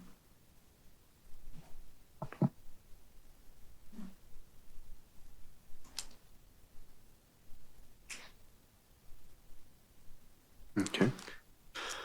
And then as we kind of work through, one of the last group is really the operations and reporting compliance work group. And this has to do with, we have DPI reporting requirements, we have Skyward reporting requirements, we have different things with our Speak Up, Speak Out, Office of School Safety stuff, because we start pulling facilities offline. We also have the transportation planning would be in this group, and hazardous routes update, or we used to call it safe routes to school updates, things like that. And then also our facility staffing and maintenance contracts as we look at some of the stuff. Because some of our maintenance contracts we sub out because we don't have all of these individuals, certain trades and things like that on hand. But also some of them the contracts are set up based on the number of facilities we have. And so working through that. So this group, this work group is really going to be digging into a little bit of those items as well. So there's, I guess, the crutch of kind of going through this, there'll be much more detailed plans as these groups get up and running and as people start giving suggestions and ideas. But I think, it is a complex process, there's no doubt about it, but it is something that we've been talking about here for the last 2 weeks, trying to put together kind of different areas and things along those lines and trying to brainstorm different areas across the district. And I think, kind of our goal will be to provide updates, board updates, and kind of say, here's where we're at in the different work group processes and stuff like that. There are going to be people that are members of multiple work groups. It works that way. And so, we'll have to continue to kind of work through those components. It won't be me leading all the work groups or anything like that. I'll be a member of certain work groups, but I won't be the lead on the work groups. Other than the only work group I think we talked about today that I'll probably be the lead on will be the elementary attendance rebounding process work group. And we'll have a variety of people on that, but just because there's expectation that we include a lot of different folks on that and get lots of feedback from folks as we work through it. So a lot of these other areas are very job specific work groups as we work through it. Then the last page is kind of a preliminary kind of timeline, planning, communication. It's really happening in October, November. We'll finalize the groups. We'll have the community messaging. And some people say, why haven't you put this out, or why haven't you put that out yet? The biggest thing is we needed a decision to decide, what was the direction that the board wanted to go with this. But then two, any feedback from you guys as we move forward, so that we make sure that we have a cohesive messaging as we go out. That'll be happening over basically it started happening about the 14th of October through the rest of October, and then it'll be happening through the month of November. The staffing pieces, as we talked about, really are going to take the bulk of that's going to be December to March as it relates to certified staff, and then it'll carry on into April and May with support staff as we work through it. Community engagement process, as it relates to the boundarying and things along those lines, is going to really be January through March. Some of this work, we need to get our feet underneath us as we move forward, making sure we have these things rolling. A board decision on attendance boundaries is slated for February of 2026, where the board will take action on the revised boundaries. Student and family transition activities, as you saw on there, is primarily scheduled for April to May. Not that we couldn't have activities prior to that, but we want to make sure that, we are also still honoring the school year that we're currently in as well. So it's a balance. And a lot of this is from the transition pieces that we had when we redid the elementary boundaries back in 2018. Things that worked really well. The principals said, hey, these things worked really well. This is what we got positive feedback on. These are things that we didn't get as positive feedback on. So as we continue to work through that. The operational execution. So over the summer, it's really moving, it's moving equipment, it's updating IT and food service and facility plans. It's not out of the question for us to move buildings in the summer. This last summer, we emptied out 3 buildings and moved them all back in, including the middle school. And so it's not something the district is foreign to. We'll have different packing of things and stuff like that, but we will work through that primarily in June, July, and then when we get into final preparations as it relates to staff PD and final kind of welcomes and open houses and things like that, that's really gonna be happening in that July and August time. And it's gonna be where we're getting staffs together because there'll be a lot of changing up of staff across the district. We have these conversations with it's not just trying to figure out where does staff from Willow or Holton fit. It's gonna be us building teams at the elementary level that make the most sense, that put us in the best situation to deliver the best education for our kids. And so there could be a teacher that's been teaching at Hudson Prairie since it opened, 30 years, 25 years. And they may be moving buildings, and there might be a teacher from Willow that's going there, or from Holton that's going there, or even from Rivercrest that's going there. And so we're going to look at it as an opportunity to make sure that we're putting the best teams together, that we can match people's skill sets as we work through that. And then we have the school year launch, which is the first day of school is always a big one. One of the things that we know from past experience is once we get past the first day or two of the school year, things get a lot better. The anxiousness, as Megan, I think, talked about earlier, tends to wear off, and try to remind people that part of the boundary process is to move neighborhoods and keep neighborhoods together. It's not to all of a sudden, split down the middle of the street or things along those lines. So as we continue to work through that process, so that is kind of where we're at at a very, very high level. Are there any areas as we get through that kind of the work group or high level planning, knowing that there are going to be more specific details that'll come out after these groups get rolling, that the board says, hey, what about this or what about that? More than willing to listen. Mr. President? Yes, sir. Nick, how are we gonna be, what's the plan for the board hearing from these groups? Are we gonna have them come in and just like talk with us, like collaborate, or is it the information gonna come through you or through Andrea or somebody from the admin? I think it's going to be a combination of things. I think it's going to be some of it will be presentations by the work group leaders as to what's going on. Some of it may be brief updates that you might get from me as to what's going on. But the goal is to make sure that we're keeping people in the loop as to what the work is that's being done. Yep. And we do have a TAC meeting scheduled for the end of January too. Yep. So, and the board is part of that. So that'd be an opportunity for them to hear directly from staff as well. Mr. President? Maria? I'm assuming we'll have an update on each of these sections or just a placeholder in all board meetings kind of moving forward, like just standard on the agenda. And we can get an update detailed or high level, or just no update this go round, just so it's a standing item. Yep. So kind of phase out the construction update, and this will kind of phase in school transition update. But it will be a variety of people. It may be that, all the different cabinet members are giving you guys updates based on this topic. It may be that it's a brief update because, it hasn't been as long.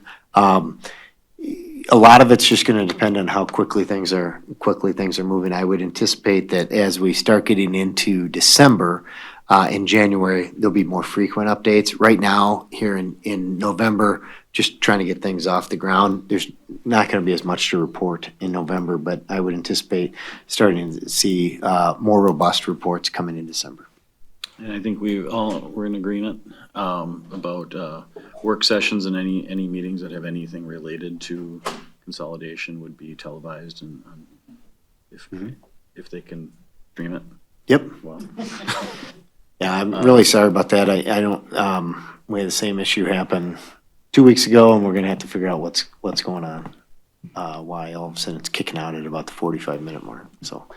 But this meeting it is all still being recorded, and it will be uploaded onto YouTube like it normally is. It's just the live version is not on right now. I was gonna also mention when Aaron brought up the topic of traditions and things, that I did hear from a parent about if you close Willow, we lose a public playground that everybody can use.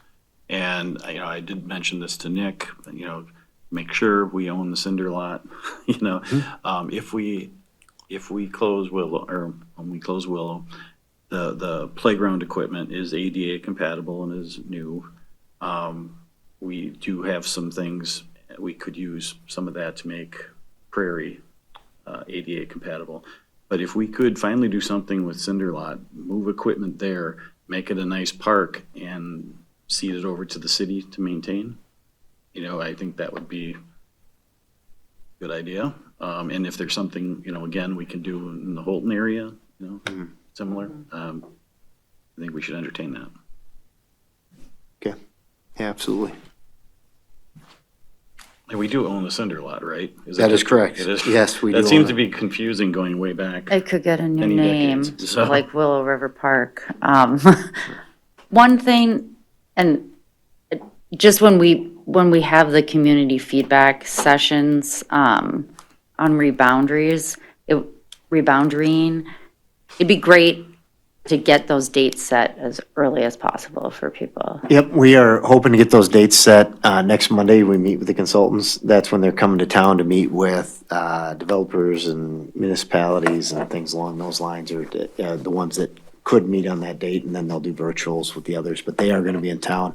And so that's kind of before they leave on Monday next week, is to have those dates set so that it's ready to go. Awesome. Yep. All right, so kind of that next step, and I think, I don't know, Aaron brought it up or somebody brought it up related to the buildings and what happens with the buildings. I mean, that seems to be the question that comes up a lot. What is the plan for the buildings? What do you do with them? What do you not do with them? What I would need, I guess, from the board is some level of direction. I would say that we've had, I want to say 4, Tim, you think, that have reached out? People with interest in the buildings. But do you want me to get valuations of the buildings, like from a commercial broker to say this is what the buildings are worth? I guess I need some direction from the board to say, what do you want to do with these buildings? Because one of the things that will happen is, we talk about it because people say, what can happen with the buildings? Well, 3 things can happen. You can sell them or get rid of them. You can mothball them, or you can, and mothball has different levels or different terms related to it. Or, some people have said, can you tear them down? And I guess you could. I just don't know if that would be in the best interest of the district or the community to tear buildings down. That doesn't mean if you sell them to somebody that they couldn't tear them down. I just don't know if you'd want to use your resources to do that. But, there are different options. One of the things that we did talk about, because, the school district's not set up to be a leasing agent. So we're not designed to be landlords. So some people say, well, could you rent them out? And it's not that it's not an option, it's just not a great option because we're just not in the landlord business. We don't have the staff to do those types of things. It's not something we normally would do and everything that goes along with it. So it is technically an option, but it's an option that I think is not great for the district. When I talk about the difference in mothballing buildings or holding on to them, there's a cost, so if you don't want the buildings to freeze, you have the cost to keep them heated.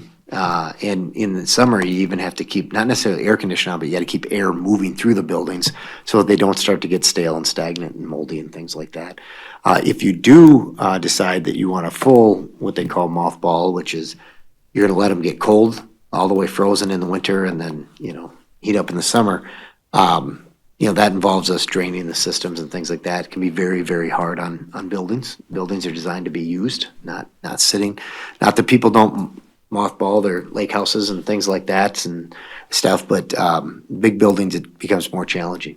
And then you have to figure out a way to keep air circulating through them so that they don't end up getting moldy and things along those lines. So I guess I'm looking for any type of direction that the board wants to give as people start asking me what information I can give them.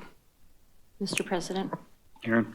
Nick, what's the level of responsibility that we have? I mean, other than we have them, we own them. If we were to use any of those examples, do we need to look at any kind of remediation, anything for asbestos, lead? Who's responsible for that? If we were to sell it, can we sell them as is? Do we need to just talk through that process is what I'm looking for. In addition to that, any special education, ADA compliance, Any of that kind of stuff, would that need to also be done before a sale, before a tear down, before a mothball, before, like, what does that look like? And what, I guess I would really want to see is the cost for all of those options in between there. So we can sell buildings as is, and we keep what's called the HERA reports on all of our buildings. We have that done, what is it, annually? They come and inspect them, so you know exactly where all of the asbestos is in the buildings, and we keep a report. So if somebody was to buy it, they would, one of the first things they usually would ask for is the HERA report. But as far as, you know, specifics to selling commercial property, that's not my area of expertise. I could bring somebody in that could talk to you directly about those things. And, you know, I could, if the board wants me to have somebody come in at the next board meeting, I could absolutely align to have somebody come in and do some valuations and talk to you about what your options are related to sale of buildings. And that could be for the November, is it the 10th? Is it the 10th? The 10th board meeting? Yeah, is that right? Okay. The November 10th board meeting, I can see if I can get somebody that can come in and advise the board and provide some feedback on that. I think like any property, we'd have to have an evaluation done. And that's just a responsible thing to do, no matter what we end up doing. So I can start down that process at least, because it's probably gonna take them a few weeks to put that information together. It's not something they're gonna be able to just spout off if I don't give them that direction. So. I agree. That's a good idea.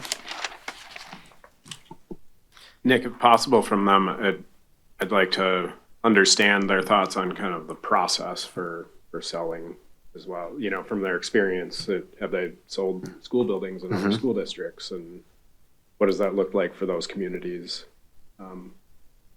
Just to get some insight into that. Yeah, as we know, there are other cities, other communities having to convert buildings that they close, school buildings. I've heard recently about a comment I made about 10 years ago about Willow, that I said, well, yeah, you know, people said, what would you, if you ever closed, what would it go? The week before, I had just toured Wausau East High School, which was my high school, and they turned it into market rate and rent controlled apartments. And I just toured it, so I mentioned that. And it's been 10 years since that, and I'm still hearing it, that you had this planned all along. No, I did not. 10 years ago, things were quite a bit different in the outlook, so. Mr. President, is there any consideration, I mean, and I don't know this, but is Willow listed as a historic site that we need to have any consideration for that when we're considering selling or repurposing it or tearing it down? It's a good question, because I swear, and maybe it's just in my head, I swear there was a sign in front of that building years and years ago about historical. It's on the Wisconsin State. Wisconsin? Yeah, so Is I that think, sign still there? Because I think drove it by. is, yeah. I think it has different responsibilities than the national. But I think the person who comes in needs to be aware of that, or at least be able to get us some information how that works. Mr. President? Okay. One question that I've heard a lot about is whether we have the ability to decide who buys it. So people have said, oh, I want it to be a community center, or is that in our realm? Or maybe if you don't know, this other person could educate us on that. Yeah, actually, the board, depending on how you want to sell the building, you know, it's like for the UU property, for example, you put it out there that it was for sale, you didn't put a price tag, you let people make offers, and then part of their offer had to be what their plan was to do with the building. And then based on, you would have the ability to say, hey, I might take less money for this building because we think it has a better community purpose. But yes, you do have the ability to phrase it that way, which is different than if you just list it with a listing agent. There's a variety of things that we can look at, but I can make sure we get those questions answered for 2 weeks from now as well. Can we reach out to like the city of Hudson or municipalities as well? Or To see if they want the just buildings? see if there's interested for, Okay. I mean, granted I've heard people say, well, you're putting it back on the tax rolls, you're selling it, you're closing the school. I get it, it's going back on the tax roll. That's good for the taxpayers, that's good for the community. But, you know, obviously, depending on the final use, we want to preserve history and we want to, you know, And it just depends on who ends up with the building. It's not necessarily on the tax rolls, depending on who gets to be. So if the city was to purchase the building, or you were to gift the building to the city doesn't pay property taxes on itself. Churches don't pay property taxes. Same thing with the township. If you were to give, Holton to the town of St. Joe, if it stays as a municipal building, it doesn't go back on tax rolls. I just want to make sure people understand.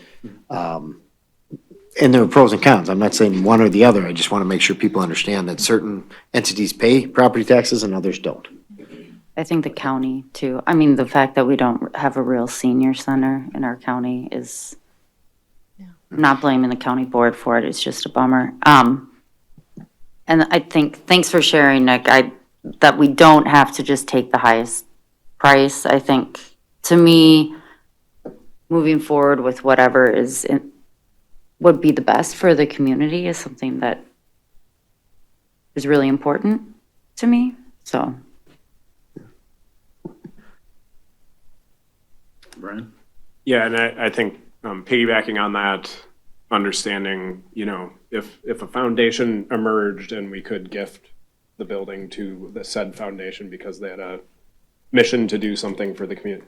What I'm getting to add is understanding what ability we have to gift if it's, that's a tough thing because it's obviously a asset of our school district as well, but it might be a choice that's in the best interest of the school district. Well, and that's one of the reasons we waited for so long with the UU property. It wasn't because we had designs we wanted to get as much money as we could, to be responsible, to the taxpayer. So it's kind of the same thing. Yep.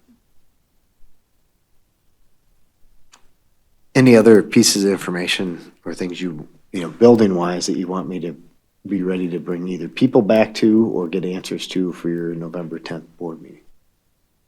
Mr. President? Aaron? I'm curious when we talk about repurposing and different ideas, and I know I brought this up before and it wasn't very popular, but I'm going to ask it again, looking at other creative ideas and other type of learning opportunities for our district, potentially using Holton as a different type of a school. Example, a charter, an environmental STEM school, something like that, just to have it as an option listed. What would that take? Maybe that's what the taxpayers out there would like to see done with it. I don't know, but it's worth an ask.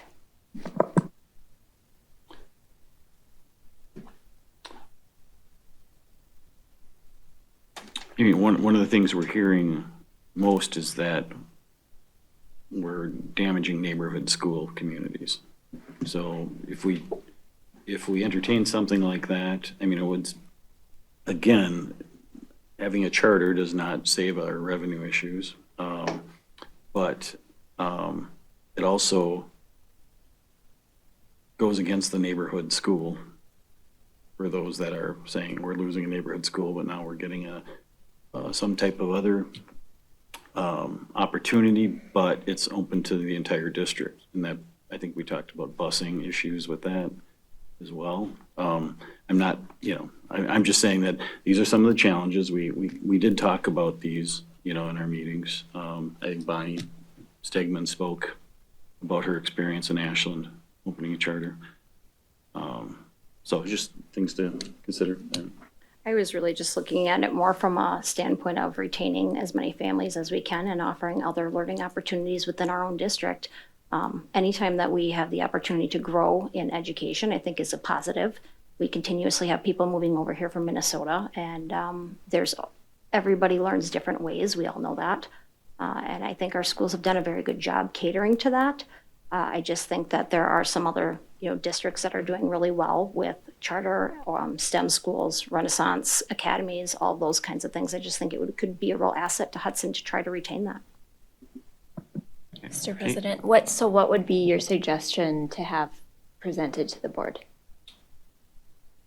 I genuinely would like to see an option for a charter school. Like what specific information? I would like to see some pros. I've heard some cons, but I think it would be beneficial to say, hey, let's list 5 pros and five cons and actually give it something to look at. I'm I'm honestly trying to think of, I mean, would we have another principal come in or, I don't know, but or right a now we lawyer have, to talk about the legalities? I don't know, we have other districts around us that have charter schools.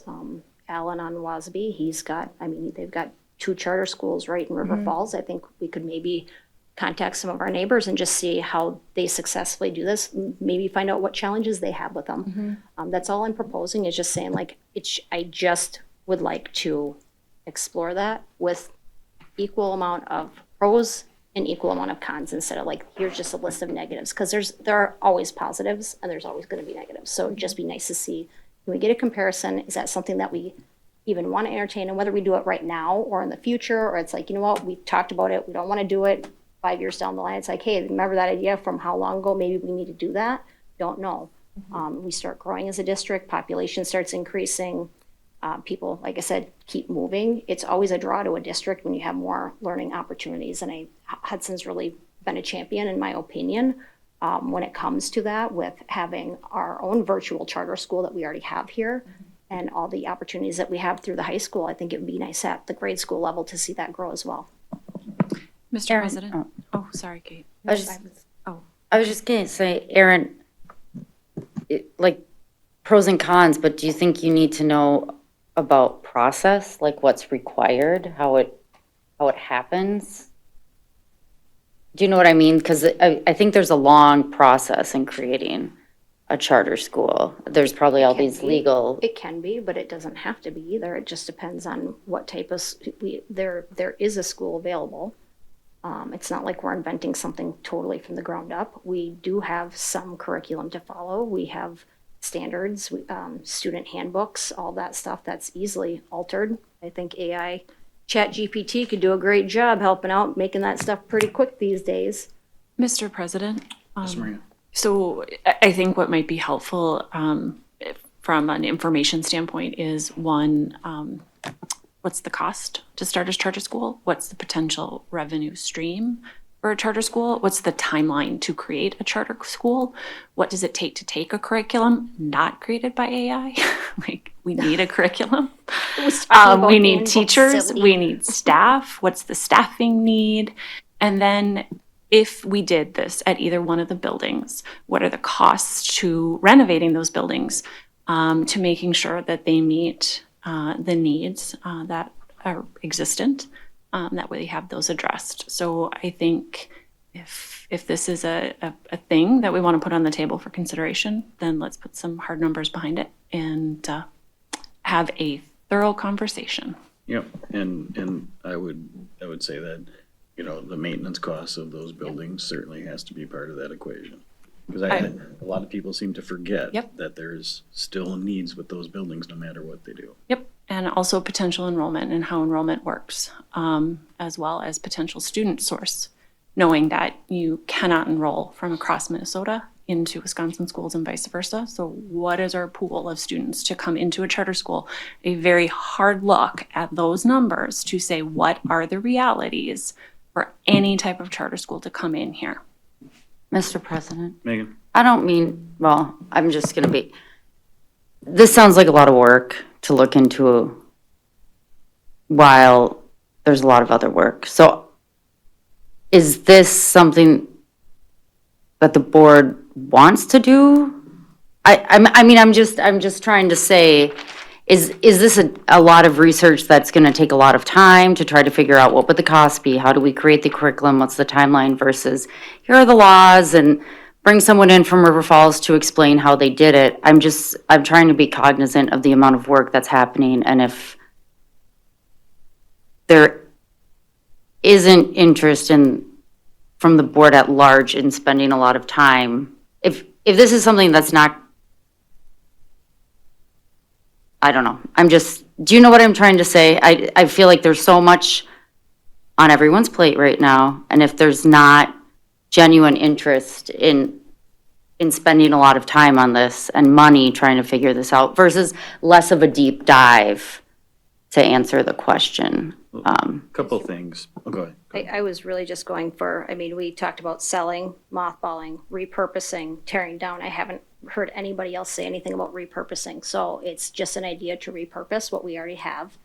And I think that we owe it to the community to at least explore it. I didn't say we have to spend tons of hours on it. I made a pretty simple ask. List of 5 pros, list of 5 cons, and then discuss it as a board. You want to deep dive after that to actually like go down the avenue. I agree, it's a lot of time, but I think that it's worth exploring.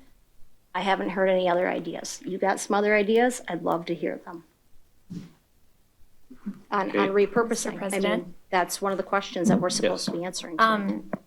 I would be okay having a kind of a overview of what it takes for a charter school. I don't want to have a ton of, hours and hours and hours put into research, but I think just having an overview is okay for us to hear about it. And then I also would be interested in how much we would be spending should we keep one or both of the buildings safe for a winter. What are the costs that we would need to put in? And I don't think, maybe I'm speaking, somebody can speak up if they don't like the idea, but I don't think any of us would want to completely shut the heat off and everything in each building. So what would be the cost to be responsible in holding those buildings if we are exploring other ideas? I think it's just good to know. Yeah, I would agree. I'm not personally not in favor of letting them go cold. Absolutely, I would not just remove him in facilities, so that's a no-no. But we don't know the time frame for the valuation will come in. We've have some interest in the community, don't know what it is. We'll have to take that as it comes, but they may not, move fast. So there may, my concern now is putting effort into the smooth transition for what we're looking at, what we just voted for last month, so that was my focus, and that's where I think our focus should be. Not saying we can't entertain, looking at the potential of a charter school or something. I tend to feel like, I ran for the board to help public education, in our community. That's where my heart is. And with the unknown caps coming off and voucher programs, and that's a concern we may have to deal with down the road too. So, leave it at that. Anybody else? Molly? Excuse me.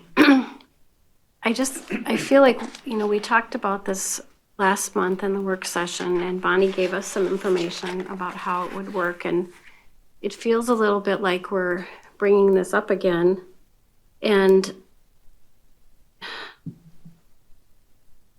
we, having a school as a charter school, we still have all the issues of population filling, enrollment, it's not going to be a neighborhood school, deferred maintenance. I feel like that's a charter school is a great delivery method, another delivery method for a school district to take on when they are flush with cash. And I don't know how long River Falls has had theirs around, but I don't think it's been a couple of years. I think it's been a while. So I guess those are my concerns that, that's something that we could have played around with years ago, but maybe not right now. That's my opinion. Mr. President, I agree with Molly. It feels like almost backtracking on the decision we made 2 weeks ago, because we voted to close 2 schools, not close a school and explore charter option. Like it feels like moving backwards and continuing the conversation of how many schools to have open. You know, like I know charter schools are successful in St. Paul and Minneapolis or Minnetonka, but when you look at our ability to draw students from other districts, we're talking New Richmond, Somerset, River Falls. I mean, what, there's 6,000 students between those three school districts, so they're a little bit bigger than just us. If students want to come from Minnesota, they'd have to pay, what, $14,000 a year? You pay the full tuition cost. Okay, so they'd have to pay money like they would to a private school. We just, when I first got on the board, I was like, oh, how do we do a charter school? So I totally get where you're coming from. And then as time has gone on, we just don't have the population base to bring in students like you see in the metro area, especially when students are trying to leave St. Paul and Minneapolis for a multitude of reasons, which may or may not be fair. I don't want to judge parents or the district, but this to me feels like backtracking from the decision we just made 2 weeks ago.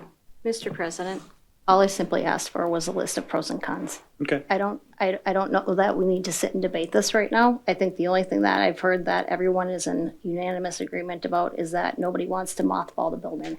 So I would like to start eliminating an option with that if we can and move forward from this conversation and just get the information for an idea to repurpose. That's simply it. Well, I don't think we need to have eliminate mothballing as an option. I just think we're all in agreement we wouldn't do that. Sure. So, and we're stating it publicly. I mean, so, okay. Sounds good.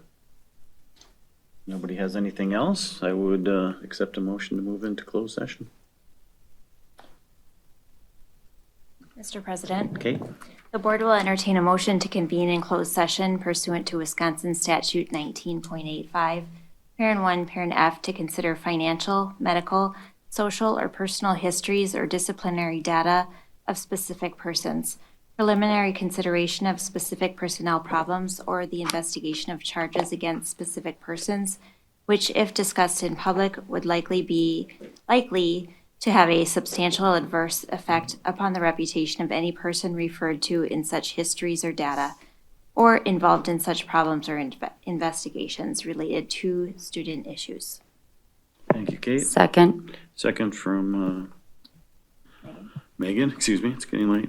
We'll do a roll call vote. Dahl? Aye. Garza? Aye. Gerlach? Aye. Powers? Aye. Rosowski? Aye. Rudy? Aye. Bauman? Aye. We are now in closed session.